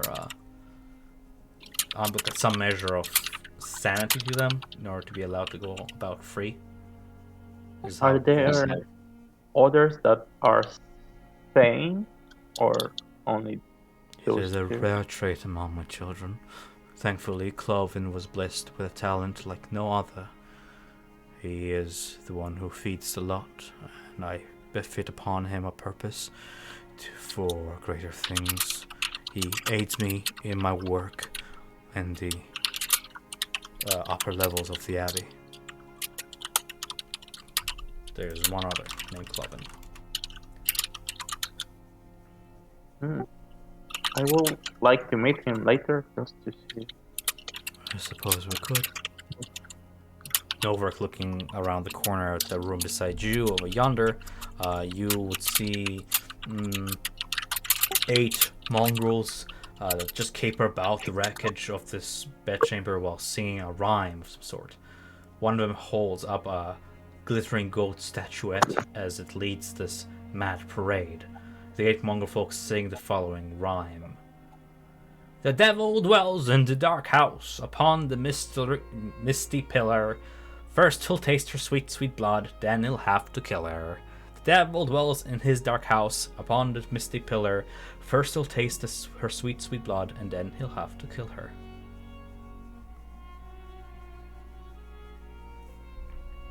Well, at least they're keeping in high spirits. We are a family, after all. We find bond in numbers. Who am I to rob them of a chance at life? I have to ask, there are so many. Do they reproduce? Of course. Okay. Can we continue? Or You may, though it is intimidating. The flesh golem at the other end doesn't seem to turn hostile, as it obediently just maintains a gaze with its master, and the abbot signals it to stay down.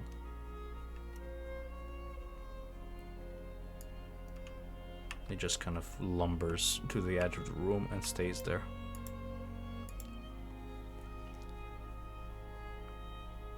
Do you not have vision, my man? me? Yeah. Okay. As you proceed, the room to your left contains 7 monk folk. They're seated in the middle of this room, forming like a ring. They appear to be chanting some sort of a spell. From what you can hear from their gibberish, it's like Hoobaboo Joobaboo, we cast a spell. Hoobaboo Joobaboo, ring the bell. Hoobaboo Joobaboo, toll and chime. Hoobaboo Joobaboo, it's dinner time. Some nonsense like that. Okay. I wanna ask the first. I'm gonna speak to the first one in the gate. Like, do you feel pain? Hoobaboo Joobaboo, I shall starve. Hoobaboo Joobaboo, if the bell no chime. Hoobaboo Joobaboo, is it dinner time? I don't think it's working, guys. I told you this spell is bullshit. The one you're talking to is... I'm gonna describe him. Roll, please. That and this.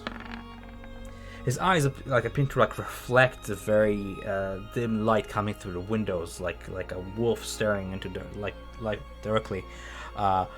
Growing out of his chest, where he's shirtless, you can see 2 additional heads kind of peer outwards, and those are the individuals he seems to be talking to. As he peers down to look at them, they look back up at him, and he's like, "Nah, I'm telling you, it's working." And he's like, "I don't know, guys." And then he looks back to you and is like, "I don't feel pain, but I am starved, and so is he, and so is they." Okay. I'll continue walking through the room. Sure. Nowhere glancing to the other room. To your right, you see about, I don't know how to count them, filthy mongrels cradle screaming young in the debris-strewn corner of this room, while several more hoot, holler, and roll on the floor and whack each other with their sticks. This room seems to contain, I would say 10 mongrel folk, 3 of which are tending to babies, essentially. Novak is either muted or I don't know. He's fell asleep. Oh, no. Cool. No, I'm good. Then, the last room there, you look inside and you see 9 mongrel creatures stand in the middle of this room, staring at the doorway in silence with hungry looks in their eyes. Where Novak is standing is a room containing a fort made out of piled bits of shattered furniture and torn draperies. From within the fort, you hear a mischievous cackle.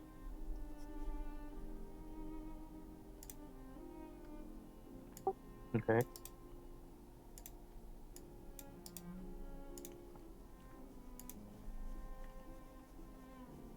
Ugar starts walking by and says, "So you gave them what they wanted, and it went too far."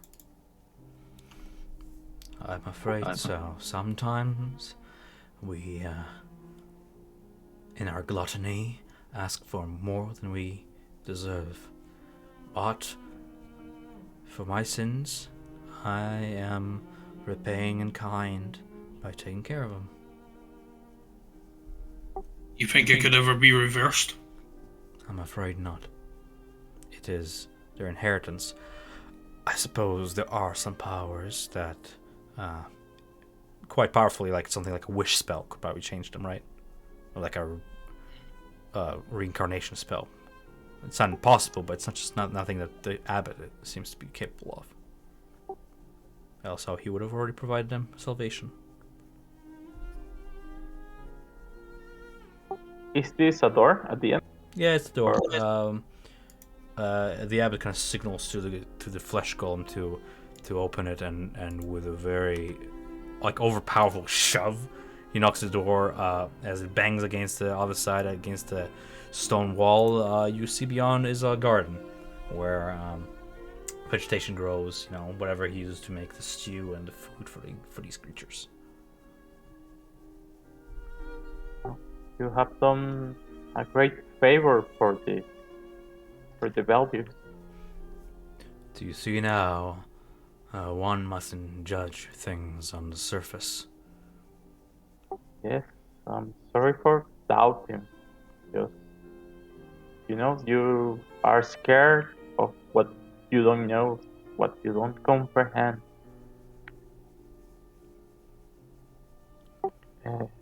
Could we see Basilica, the work you are doing with her, and maybe make Colvin? Sure.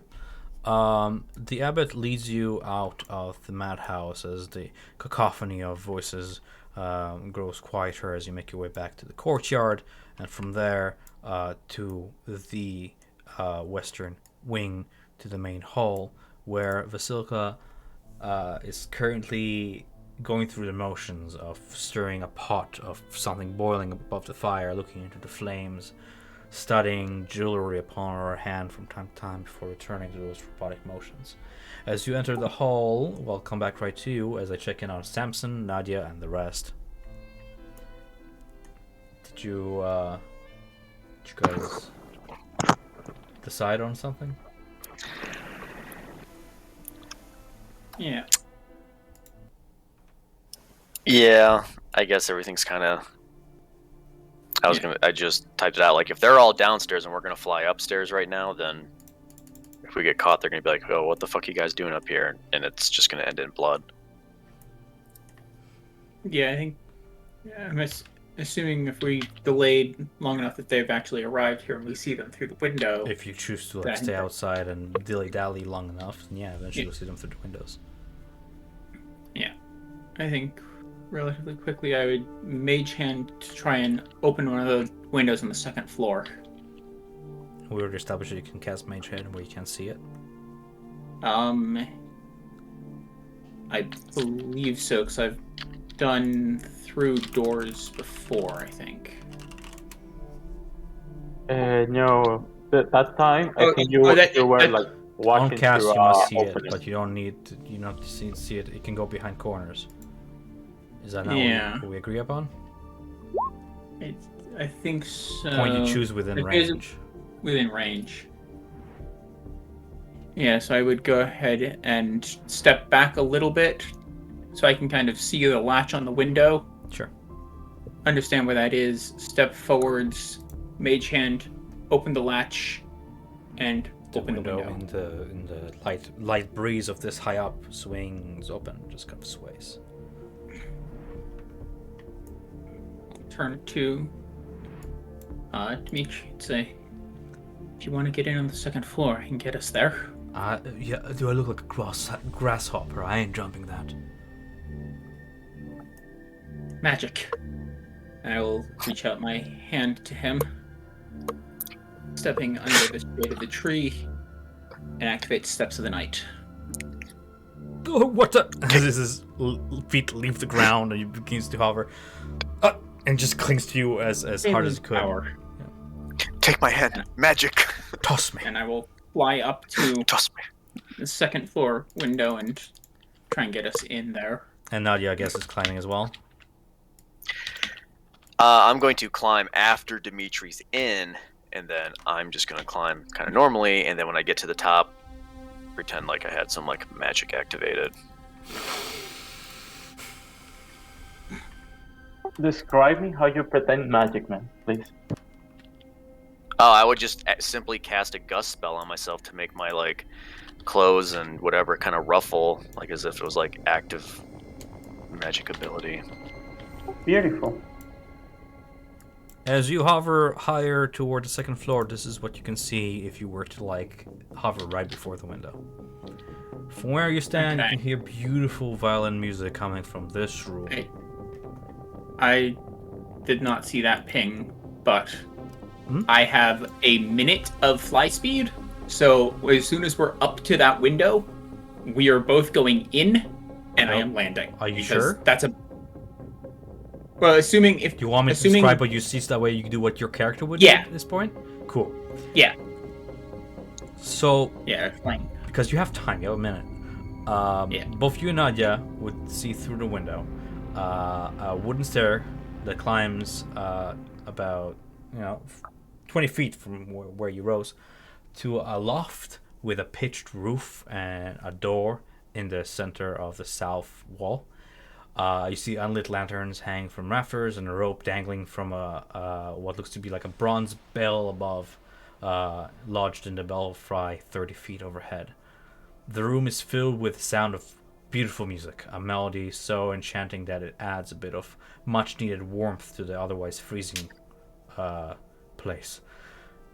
You see a black shroud covers a humanoid shape lying on a wooden table, but the music does nothing to stir it. A cot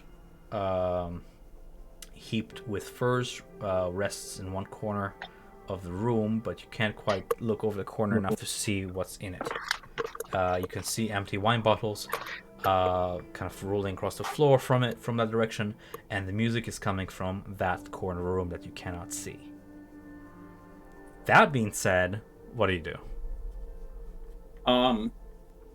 Mage hand, I want to pull that shroud off of the thing, off of the body.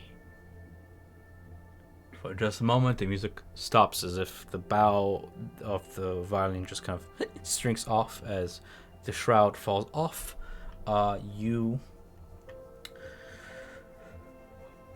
Beneath the black shroud lies a body along with chopped up body parts, all of them taken from cold, grey, lifeless women, all of them waiting to be stitched together into something horrid.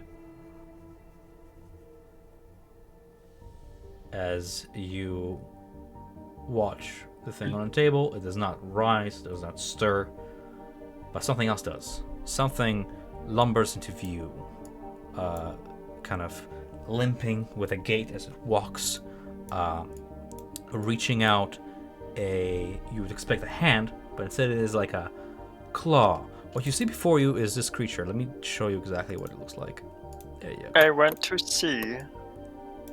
This is disgusting. A crab claw reaches out toward the floor, picks up the black cloth as he looks at it. It looks at it with a second head, kind of seems to be like passed out, asleep. And it just goes, shh. It was nothing, just the wind. And he covers the thing on the table and picks up his instrument and returns to his corner to continue on the beautiful music.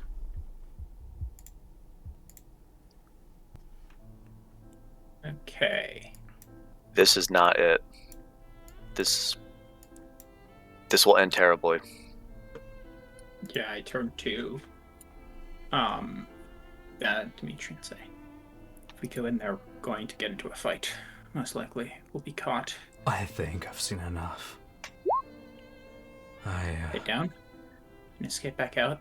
Okay. Plan. This probably made it worse. Because now he's definitely going to burn the town. Maybe. But if he agrees to that plan, then I'm gonna fly us back down and land. Say, let's. I mean, get now out of here. you can stay up there if you want. It's up to you. Oh, no. I'm going to come back down now. Sure. So. I exited out of roll I 20 by see. accident. It's okay. Dimitri looks sick as you land. Finally, he's like, "Let go of me, God!" Oh, and he just like vomits upon what he's seen onto the. Yeah. Yeah. I will give him kind of gentle pat on the back. It's okay. So. Suggest we probably should move out of here so that we don't get caught and cause more problems. I imagine we already have enough problems to deal with. You hear voices from the first floor chamber as several figures enter within. As we switch back to Novak and Aya, you enter the main hall chamber. The gentle sounding music that trickles down from above pauses just for a moment, continues playing on some single stringed instrument by some unseen master. Light trickles into this square room through arch-leaded glass windows. I already described the hearth, the fireplace, and the mantelpiece, the golden disc of the Morning Lord that hangs above it. There is, in one corner, a wooden staircase that climbs to the upper levels, and another one that climbs to darkness below. Descends darkness below. What do you do? Basilica is in the room, right? She is. So- As I described her, she's focusing on trying to learn to make the meal, going through like the robotic motions, but from time to time looking at like new jewelry on her hand, inspecting their gleam before returning to her robotic motions. Yes. Okay, so in an effort to gain like even more good faith, I'm gonna talk in Celestial like she's really beautiful and she seems to be more aware that when we first met her. In Celestial, he replies back a simple phrase: "It is a matter of God's progress. Have faith, and He shall deliver." Dinovak, it just sounds like Latin or some shit. In common, I see that you have a basement.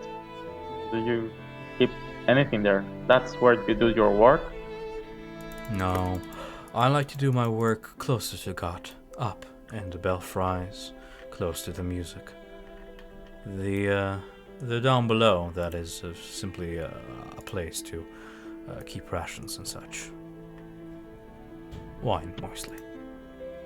A cold cellar. So, just how long have you been trying to cleanse this land? How many years have you been doing this? By the sounds of it, he says like 100 a year or so. And how often does Strahd come and here to make The abbot visits? explains that the Lord of the Land first proposed this project years ago. We're talking like 50, 60 years ago. And the abbot has been faithfully working on it ever since, but every time the Strahd came back, something was wrong, something was unsatisfactory. Over the course of him explaining this, you get like a sense of like, perhaps the Strahd is all just a game, just a mockery. Yeah. But it's not like that. figures Yeah. out. He truly believes that his mission is divine work. Yeah, have you ever met like a wife of Strahd? I glimpsed him once before, just to get a point of reference for his likes and dislikes, but they're nothing compared to my perfection, my Basilica. She's just the greatest. And I point to the side of her. Indeed. Of his brides I know little, and I care not to associate myself with them. They are wicked things. Only a greater source to his misery. The very misery I'm trying to repair, to remedy. See, my Vasilka, she's gonna be pure, she's gonna be gentle, she's gonna be kind. She will drive Strahd toward greater things. All he must do is just accept her. I must make her worthy. Okay, I'm gonna bring the toy of Strahd from Blinsky, and I'm gonna try to give it to Basilica. Take it. Vasilka averts her eyes from her task at hand and takes the thing in hers. Doesn't say much, only gives you a look of slight confusion. She studies it, but then you see a hint of a smile, and she inspects it like a child would. The creation, learning as it is acting as if it was born a mere couple years ago, still exploring the world, everything new. So, how did you create her life? Her soul. Divine work, God's work, a gift bestowed upon me by the Morning Lord. I can breathe life back into a worthy vessel. I did not lie when I offered it to your ilk at first for your services. Resurrection is a rare gift that I possess. Say that something commands you to help them. I am simply a conduit to divine work, channeling the soul back into a body. There is a measure of true science to it. Basilica, if you will. All of you at this point, because I'm guessing that Samson and Nadia are looking through the window at this, if you're staying there. You see Basilica takes off a part of a dress at the shoulder, and kind of, with a measure of decency, because she did learn, reveals a part of flesh close to her heart, where a orb or a gemstone of some sort has been embedded within, close to her flesh, like an orb of glass, within which crackles lightning, pulsating, helping muscles move, helping the rhythm of her heart, animating her to life. A combination of science with divine magic to bring back life. The divine spellcasters call it Stormlight. It is capable of many miracles. So, what's your name? They called you the Owl. And that's what they call him. That is the only name that he goes by. It's not Derek? No, it's not Derek. I'm sorry. Okay. Okay, I guess the most important question is, how can we help you?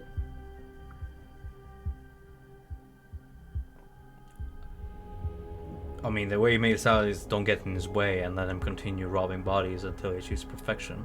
But if you're looking to help, we just simply need to pinpoint the flaw in her design and give her that which Strahd craves, so that she will be irresistible.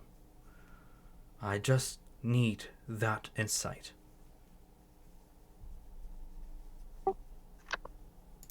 Okay, in here, I don't know if I can do this. Can I roll inside on Irina?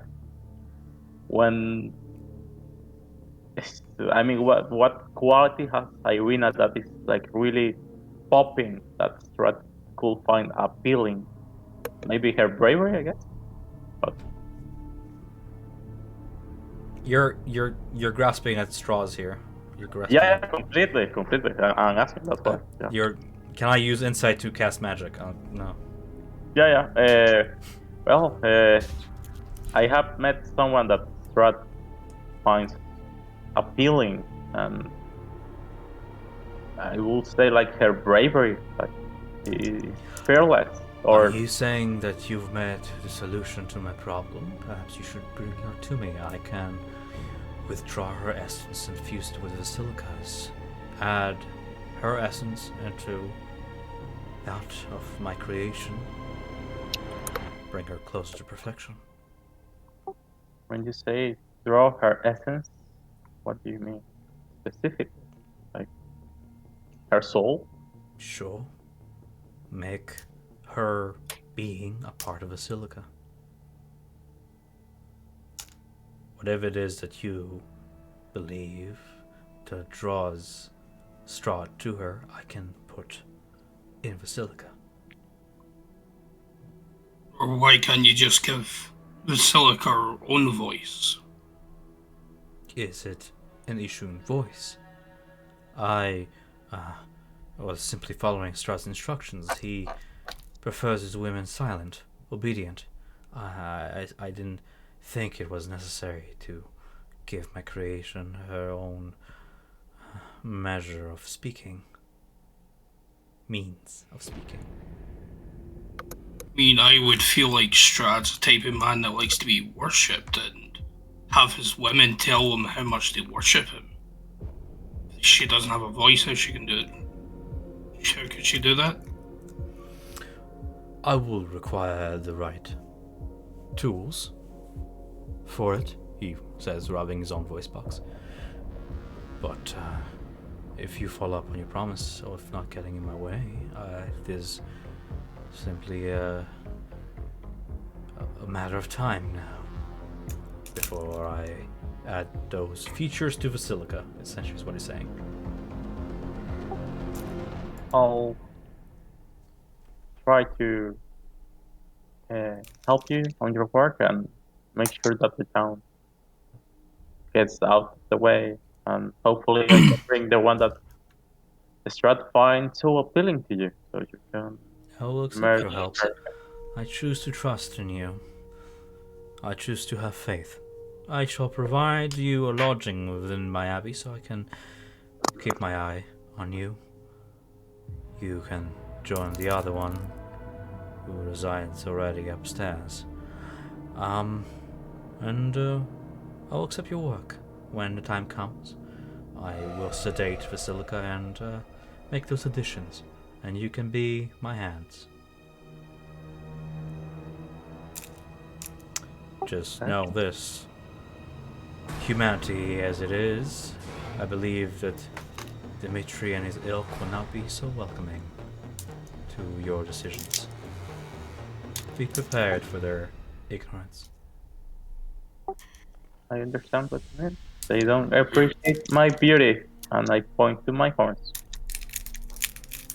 Yes, your beauty, he says, pausing for a little bit too long. Just looking at your horns. Whereas, well, I'll say where I understand you want to continue doing your work, you have to realize it's going to be much harder for your friends to go into town at night anymore. Then perhaps you could take over their burdens. Yeah, I would can't. no longer risk my own children. You are correct in that. Now that the Burgermeister and his misunderstanding turns hostile, they might lose their lives. I would not want for that. But you are well armed. Will you do it? I won't. I've got my own code of honor like you do. I do not disturb the dead. I see. Then I have no use for you.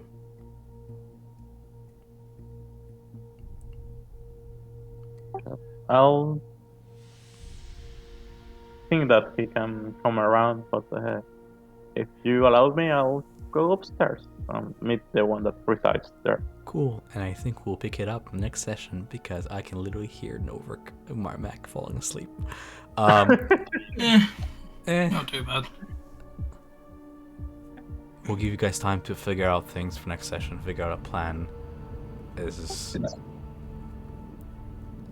things develop. Also, I'm growing tired too, but this was a good session. Yeah. Things have gone sideways. Interesting. Sideways. I'm gonna Yeah, say going very sideways. concerning. Okay. Yes, concerning. This is all Yeah. very concerning. I will say he's jumped the gun a couple of bits there very quickly. Yeah, things got very quick. Wow. Yeah. My plan in Krezk just changed totally, really fast. But it was a great session.